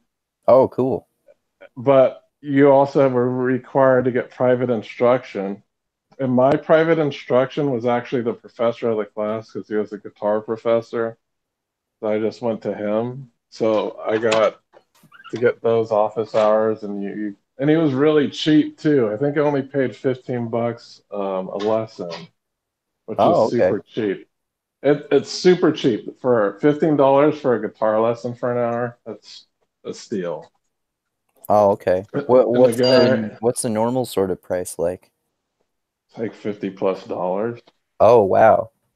Yeah, guitar lessons are expensive. Yeah, it sounds that way. So, I got these cheap guitar lessons from a well-respected guitarist, and it was just a fun, like, it's different because it's not when you're going for music, it's very artsy fartsy. Yeah. Those are the type of people that you're dealing with. But the thing about artsy fartsy people, they tend to be more social than computer programmers. So it was really easy to build like relationships with these people, and relationships outside the classroom at least. Oh, okay. But it was a totally different environment. Like everybody was cool with each other. Commonly would collaborate on music pieces together. Like this lady and then we had all ages too, which was really cool. Because when I went, I was taking no credit. Like I was taking credit classes for a while, and then afterwards, for like a year or two, I was taking non-credit classes just so I could play with other musicians. Oh, that's cool. Yeah, so I just go, okay, I've taken this class before, but in order to take it again, I have to take it as a non-credit class. Oh, And okay. what all the class is just it's just a performance group. So you're just playing pieces together. Oh, that's cool. So it's just a class that's like a band playing songs? Yeah, basically. So it's a band. Like I was in a bunch of the jazz bands. So I just go there just to play music with people, not necessarily like you do get some instruction. Like especially if it's jazz, the instruction you're getting is improvisation, but it's mostly just geared towards beginners. So the veterans were just like, oh, just fiddling around, and then we'll go and play a song, and then talk about it, talk about like the composers and stuff like that. It was really fun. Like as a college student, that was probably the funnest time I had as a college student, being in the music program. Yeah, that sounds pretty awesome. Yeah, because originally I went in, I was like, oh, I want to be a video game music composer. I know how to make music like electronically on a computer. Let me go and learn more about how to write music. And then that's when I like got into performance and actually like playing an instrument as opposed to just entering numbers on a computer and making it play back those sounds. in a specific order. Oh, so you started off as kind of like a DJ? Well, I started as producing electronic music. Okay. And I was DJing a little tiny bit. But when you get into a music program, you're required to play an instrument. Okay. And I picked guitar because I really like Guitar Hero. There aren't music programs like for people I know that sort of do like DJing with turntables and sort of like mixing it with electronic music rather, like you were doing. There's programs, but they're not focused on composition. They're more focused on audio engineering. So that's setting up audio equipment, mixing it through some type of program, making it sound nice and professional, learning how to use MIDI equipment, hooking the stuff up, learning how to use the programs to record the equipment. So there are programs, but they don't teach you how to compose music. And that's what I was really trying to do, how to learn the structure and the theory of music. Oh, okay. That makes sense. Because I already had like that part down, so I really didn't really have to go to school for it. I just wanted to learn like the actual nuts and bolts of music itself. Like, what is a chord? How do I use harmony? How do I use melody? You know, what is a key signature? You know, how do I read a piece of sheet music without having a computer do it for me? Like being able to look at a piece of sheet music and know what it sounds like. Oh, okay. Like that's the type of stuff that they were teaching in the program that I was doing. Like recognizing notes, what those notes are, what they sound like, what those rhythms look like. You know, it's very strictly about music theory and composition. Okay. Yeah, that makes sense. But like most people would be like, why are you gonna like if I should have been shunned from pursuing that, but I wasn't. Oh, really? You know what I mean? Well, if you think of like who's gonna become economically successful with a music degree? Probably not very many people. Yeah. Yeah. So yeah, that's what I mean. Like a lot of our decisions are driven by whether those decisions are going to be economically successful, not whether they're gonna make you a happy person or not.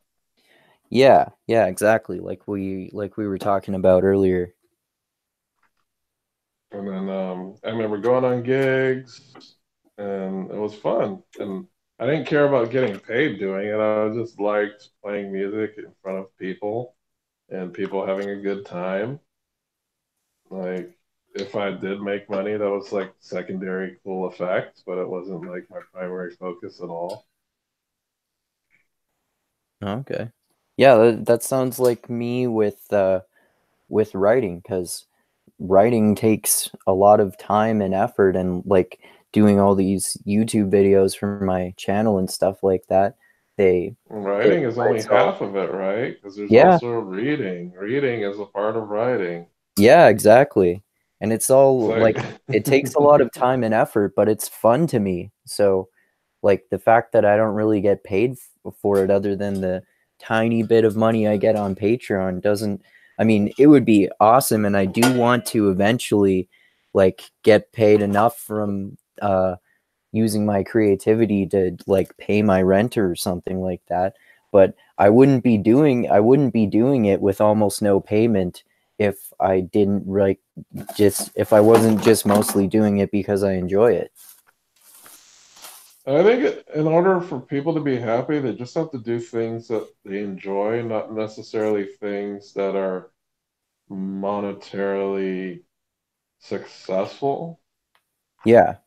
That's why I'm like very, I would say, this. I'm always like weirded out by people that don't have hobbies. Yeah. Yeah, me too. I was like, how can you not have a hobby? That's fucking strange. Yeah. Well, that's another thing that's like both of those sort of things are common here where I live. So there are lots of rich people who don't have hobbies, and then they just pursue materialistic things like, oh, I got this new truck. I got this new truck last year. I want to get this new truck because it's so much more awesome than my last truck.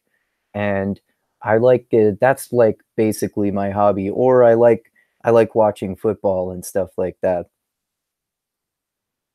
Oh yeah, I guess I don't discount sports watching. Yeah, I'm not trying to frown on people who like sports. There's some sports that I like to watch. I Yeah, like I watching mainly, MMA. yeah, like me too. I like that one. But yeah, I think what's important for Western society in general, like moving forward, is to foster creativity. So I think creativity makes people happy. Yeah, I totally agree. Makes me happy. And that's why I'm always like weirded out by people who don't have hobbies. Like, it's like my favorite things to do is when I'm creating something. Like Yeah. creating something to be consumed. Yeah, because you put all this time and effort into it, and it's fun when you're doing it, and then the end result is something that feels rewarding because it's a goal that you've worked towards.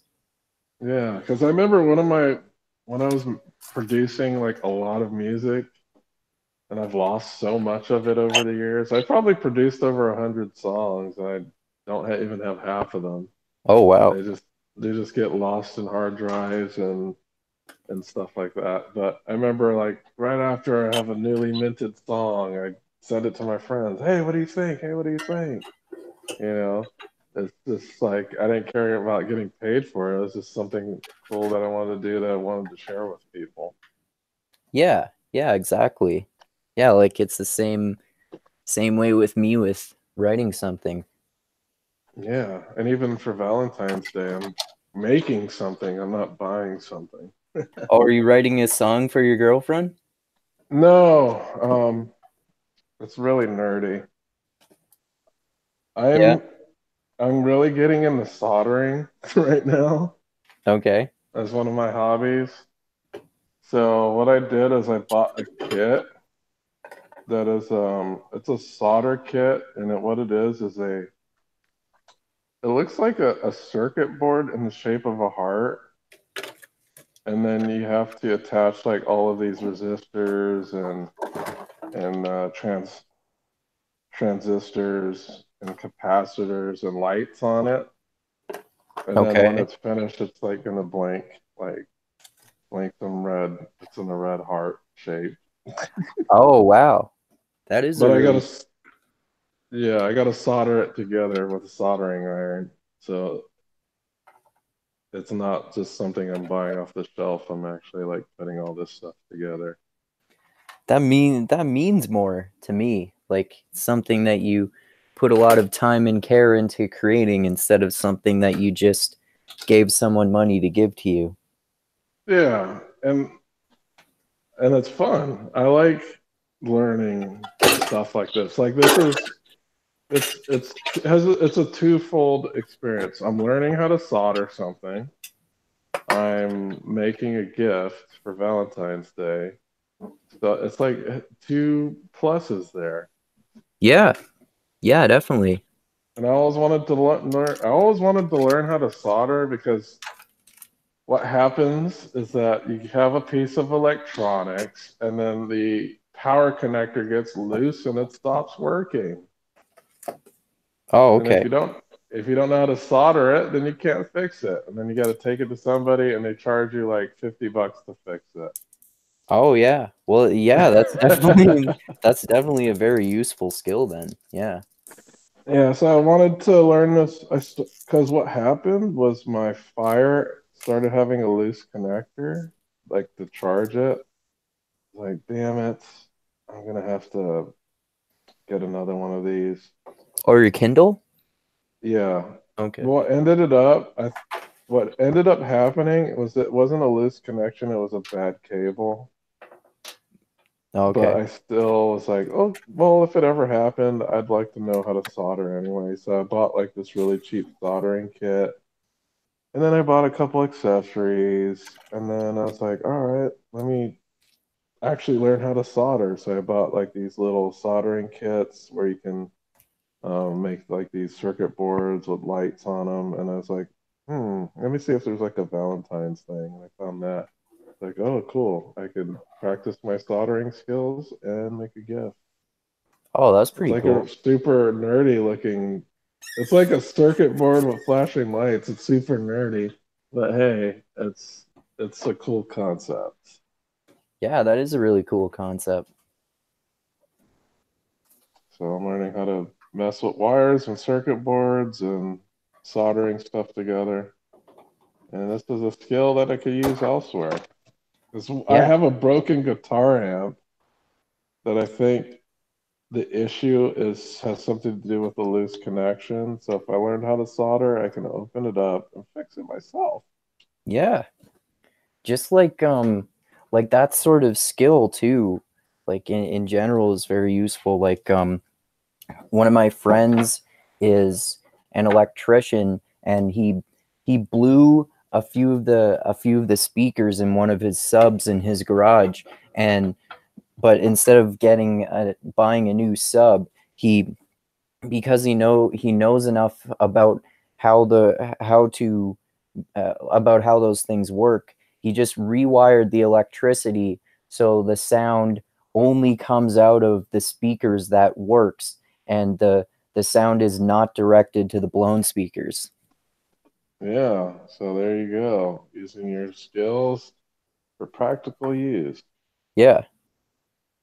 And right now, another interesting thing that I did with soldering is I had this pin that's a part of my uniform, and one of the little pins snapped off, and it's made out of metal. So I'm like, I tried super gluing it. Super glue didn't work. I was like, maybe I could solder it together. So I went and I soldered the pin back together using a soldering iron. Oh, cool. A solder is like a mini welder. It's pretty interesting. Oh, okay. I was gonna ask you that because I wasn't 100% sure. Yeah, what a soldering iron does is like you're given it's the two basic things is the iron. Oh, it heats up to like 500 degrees. You do not want to touch the thing. Oh, okay. And then there's solder, which is like this alloy that you melt with the iron. Oh, Um, okay. in this case, the solder that I have melts at 180 degrees Celsius. Oh, So okay. you melt this iron and you use it to join things together. So and then it it cools very quickly, like within a second it becomes like you touch it with the iron, it turns into liquid. You take the iron away, and a second later, it's completely solid again. Oh, wow, that's pretty cool.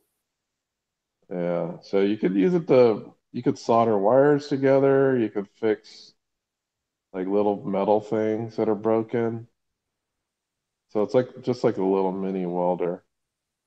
Okay.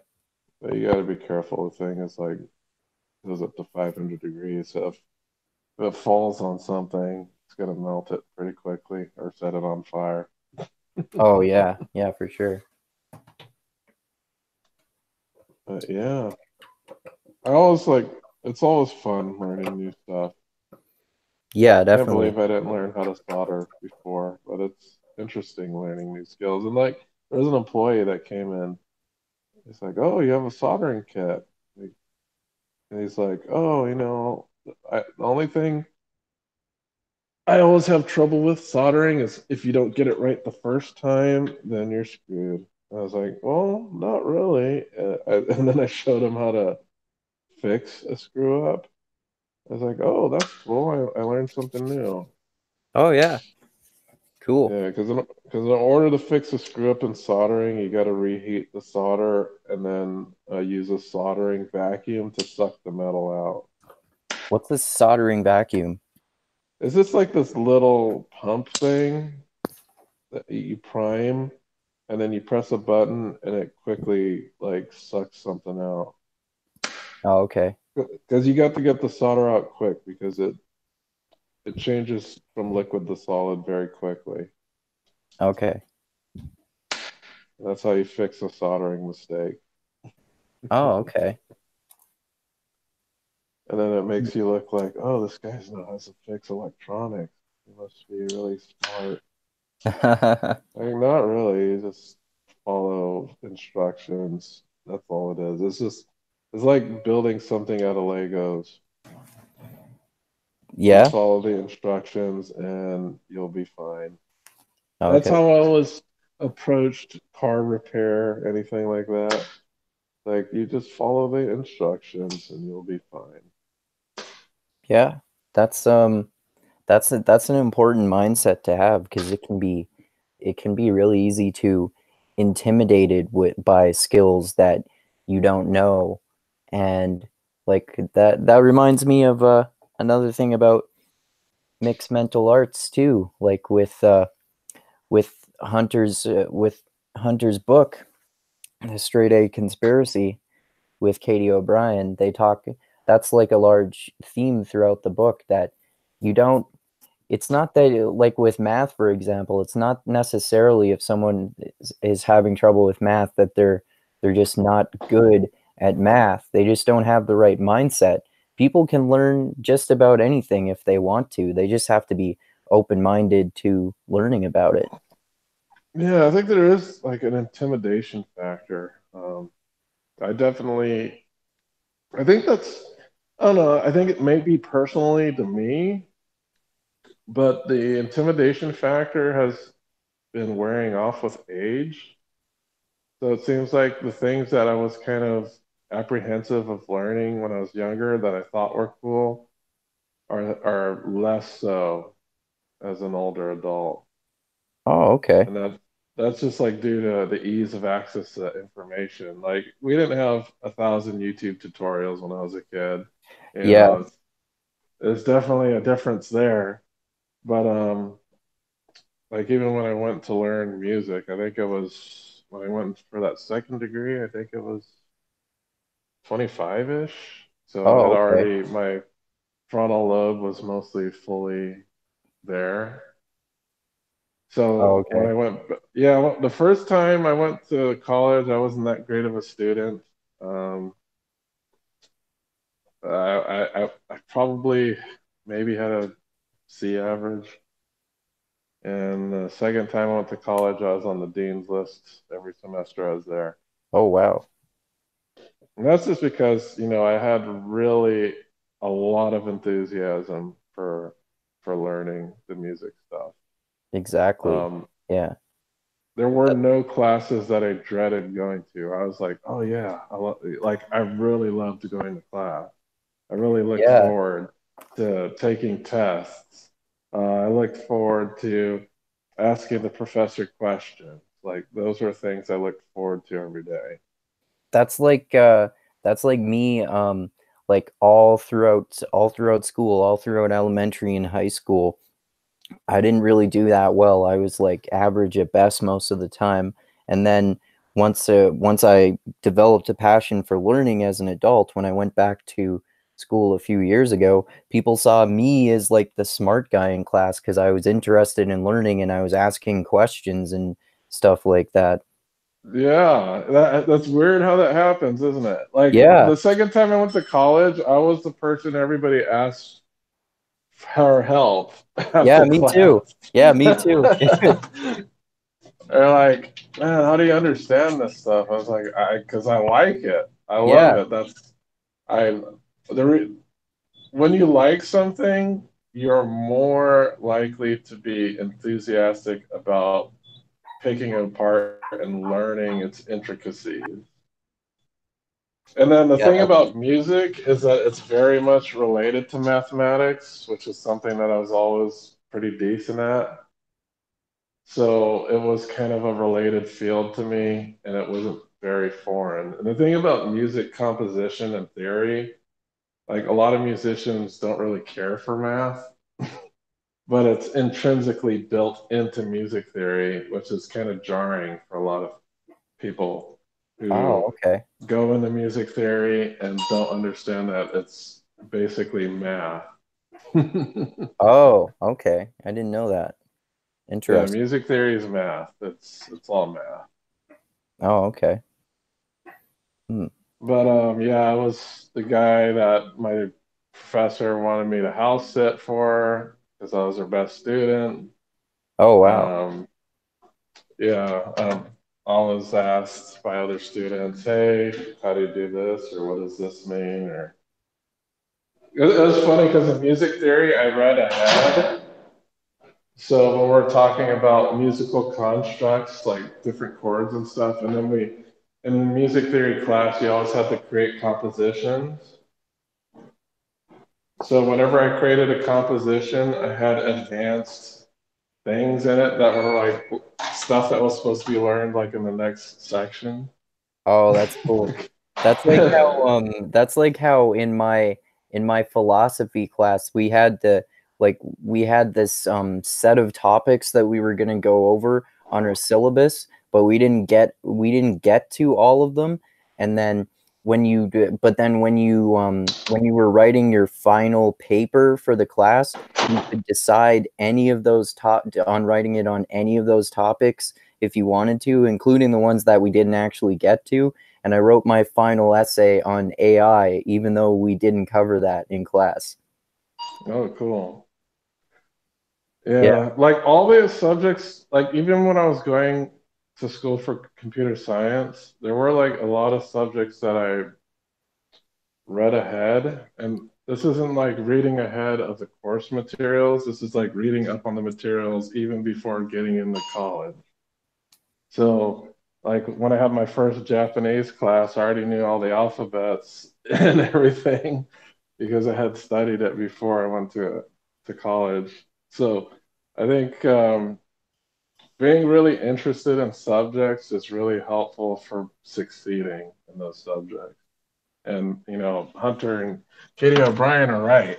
Being enthusiastic for those things really does help you study and be successful.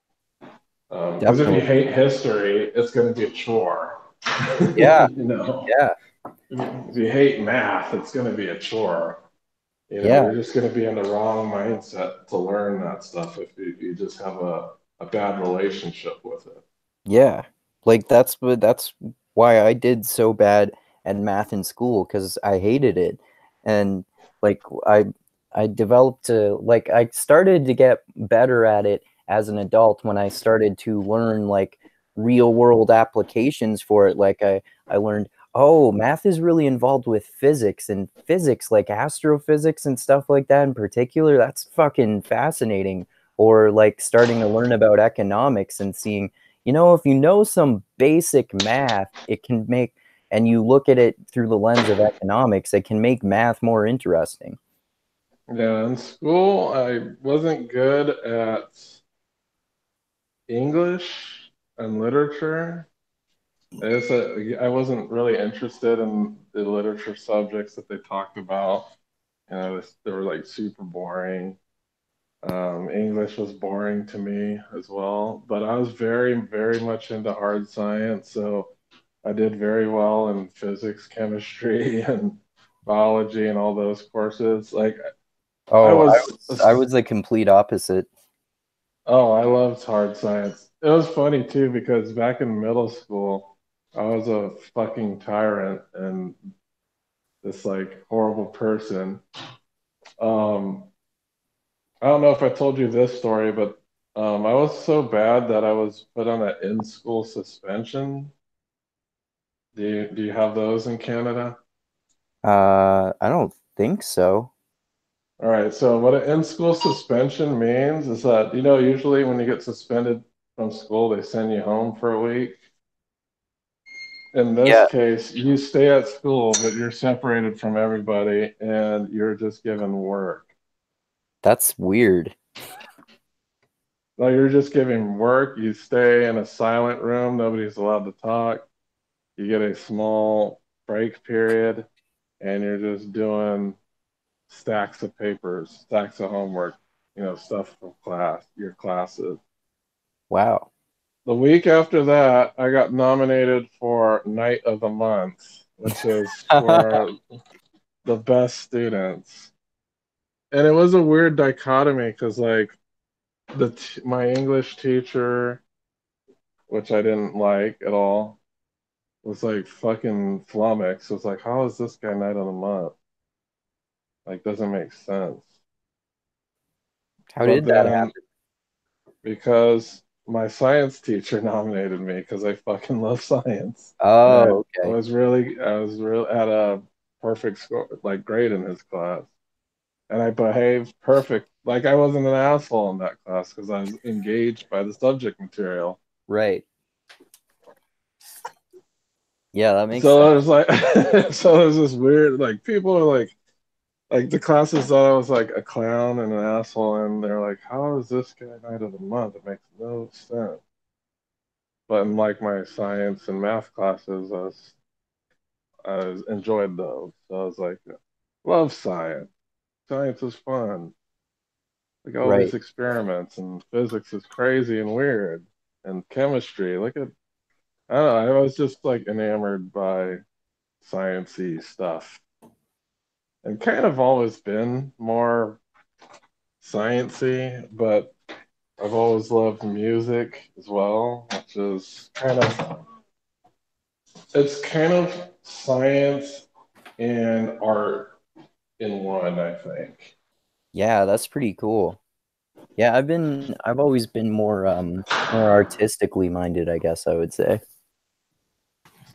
Well, I can't say it wasn't because I liked art classes. I just didn't like writing and reading back then Oh, okay. because the subject matter was boring. Right. Like I had a very low tolerance for boring subject matter. It just happened to be that even though math and science is boring to most people, I just didn't find it boring. I thought it was pretty fascinating, so I did pretty good at it. Oh, okay. Yeah, that makes But I sense. bet if we were like reading like The Wheel of Time in high school, I'd love fucking literature. If Yeah. that was like the subject matter, I'd be like, hell yeah, I love Yeah. that stuff. Yeah. Yeah, But for instead, you're reading the Scarlet Letter and all this other boring bullshit. sure. So you're just not interested. Yeah. I mean, I was like that too, to an extent, but I guess like I always did sort of well in like social studies, which is the equivalent of history basically here, Mm. and and English because I liked reading and writing, and I could understand what was going on in stories and stuff like that. And sometimes we would read interesting stories like Lord of the Flies or To Kill a Mockingbird or something like that. And I just always had trouble with like making calculations in math class, and I had no back then I had no interest in chemistry or physics, especially chemistry, because I couldn't get the formulas and stuff like that. Oh yeah, I was a memorization machine, so people were very upset with me. Um, like my sisters were very upset with me because I never studied for tests ever. Oh wow. I just didn't have to study for tests because I remembered shit right away. So um, there's a funny story from my chemistry class because in chemistry you got to memorize like a shit ton of chemistry formulas. Hmm. So once a week, our chemistry teacher did a formula test, and this is basically says, oh, you have to write out, you know, chloral hydrate or something, right? Mm-hmm. And you got to write it out like as a chemical formula.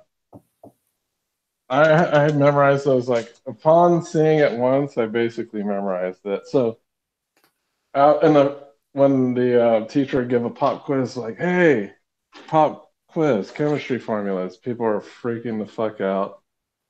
And I'm just like sitting there with my hands folded, just waiting.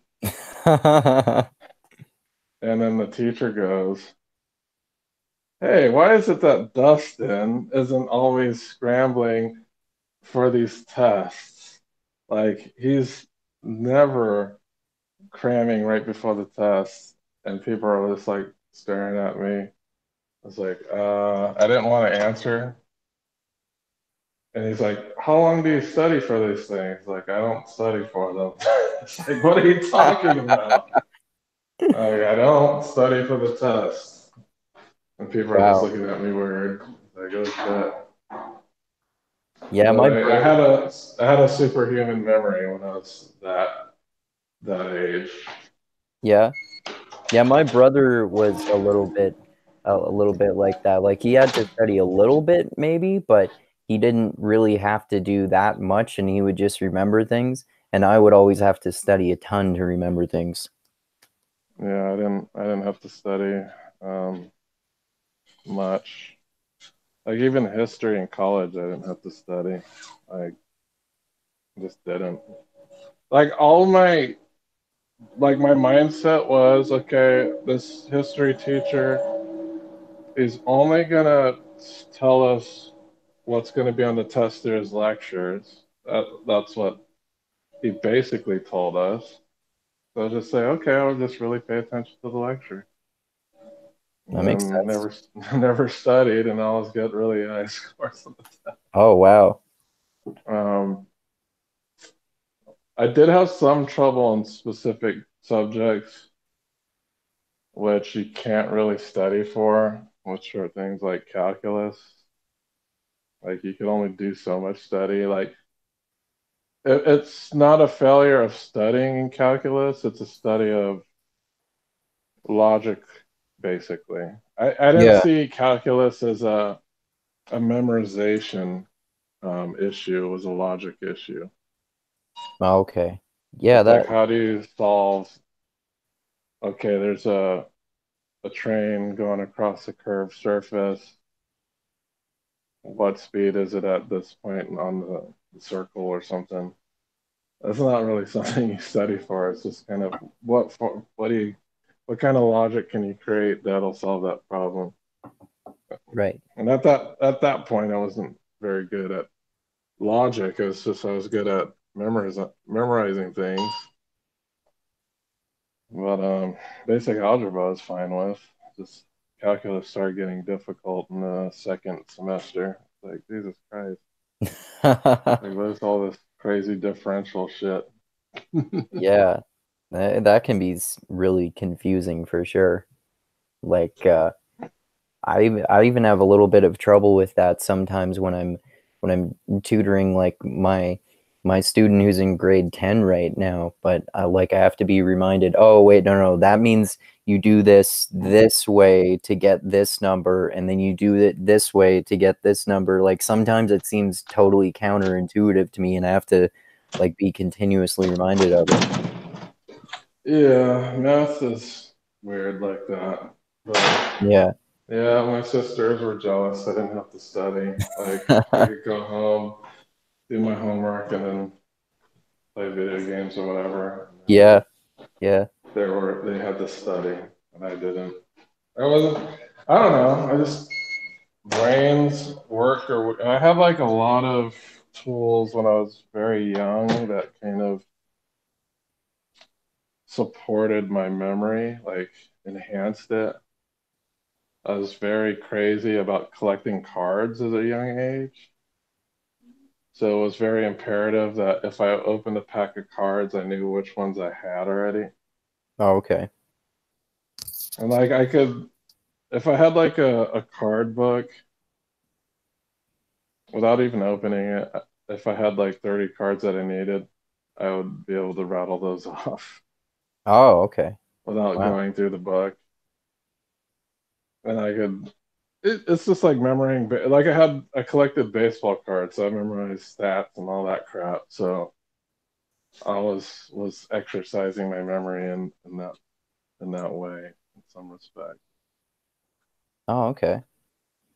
Well, that's yeah, that is a good way to build those sorts of skills. Yeah, and then video games is also all about pattern recognition and memory. Yeah, I that's did true. a lot of that. I was always called upon to beat hard bosses Yep. or try to figure out the pattern of the boss. Yeah. Try it this way, it doesn't work. You have to do it this way. You have to do this and this and this and this to be able to beat the boss. Yeah, and you got to know the boss's pattern. So you got to Yeah. memorize his attack pattern. You got to memorize what attacks do better on the boss versus other attacks. It's I don't know why I had such a good memory, but I did. I don't anymore. I can't. I think I was playing Jeopardy on my Alexa the other day, and I asked the question, like, which pretty woman starred in a movie about people getting cancer from power lines or something? The thing is, I knew who they were talking about. I just couldn't memorize the name. I couldn't remember the name. Oh. The name was Julia Roberts. It's like, how could I forget Julia Roberts? Yeah. Like the name, the face is there. The name wasn't there. Right. Like I knew exactly who they're talking about. I just didn't know the name. Like my memory's failing me, man. Yeah. Yeah, that happens. It's annoying when that happens. Like you can see the person's name, or I mean, you can see the person's face, but you can't remember their name. Well, Yeah. to be honest, I've always been bad at that. So I've always been bad with names. Yeah, me That too. thing has never been ingrained into my memory, Oh, unfortunately. okay. Okay. All right. Well, I think I gotta get going now. But this is these are always great conversations. I think this might be my longest podcast that I've done on my channel here now. Oh wow, I get Yeah. that honor. Awesome. Yeah. Yeah. All right. Well, Great. thanks for talking, man. And as always, we talked about so much more than I expected to talk about, and that was awesome. And I'm glad that that Shane had this idea to talk about this, and that I had the idea to include you in the conversation too. And yeah, this was great. So thanks so much for talking. And I'll just say all the stuff I like to say at the end of my videos, and you can give any plugs or any last words that you want to. Yeah, I'll do that right now. Sure. Mixed Mellow Arts. Check it out. Check out the Facebook group. Spar with us. Have idea sex with us. It's you just search in Mixed Mellow Arts in Facebook, and there's a bunch of cool people there that you can talk about philosophy, politics, all the highfalutin intellectual stuff that people tend to not talk about too much. Yeah. And check out Patreon, Mixed Mellow Arts. And importantly, we do have a podcast with a shitload of episodes with cool and interesting people. And some of them are the same people that Andrew has spoken with. So a lot Yep. of crossover there. So check Yep. that out as well. Yeah. Thank you. For sure. And so yeah, thanks everyone so much for watching. Hope you enjoyed this conversation as much as I'm sure we all enjoyed having it, including Shane. And like I always say, thanks so much to everyone who has subscribed to my YouTube channel and who watches and likes and shares this video, and especially to those of you who contribute to me on Patreon. I really fucking appreciate that, and it means a lot to me and helps me out a lot. And also, like I always say, I love you all. Keep being the tiny beam of light that shines through the almost impenetrable darkness in the universe. And most importantly, always remember this: the funk cures all. All right, keep having mindgasms, everyone, and Any last words there, Dusty? Yeah, also have some Mindgasms every once in a while too. Yeah, for sure. Yeah, I've been working on that one that I told you about. I gotta try to write something shorter. If you're I think one of the things that seems common with writers is that it's hard to write something short. Well, maybe you need to write a haiku. Yeah. Yeah, I can do that. Or you can do a longer form haiku, not the really like, I think it's 3-line version. I think there's a 5-line version. Oh, okay. Yeah. Oh, okay. Maybe you can bust out one of those and call it a Mindgasm. Yeah, I could do that. Yeah. All right. Well, yeah, thanks a lot for talking, man. And thanks everyone so much for watching, and adios until next time. All right.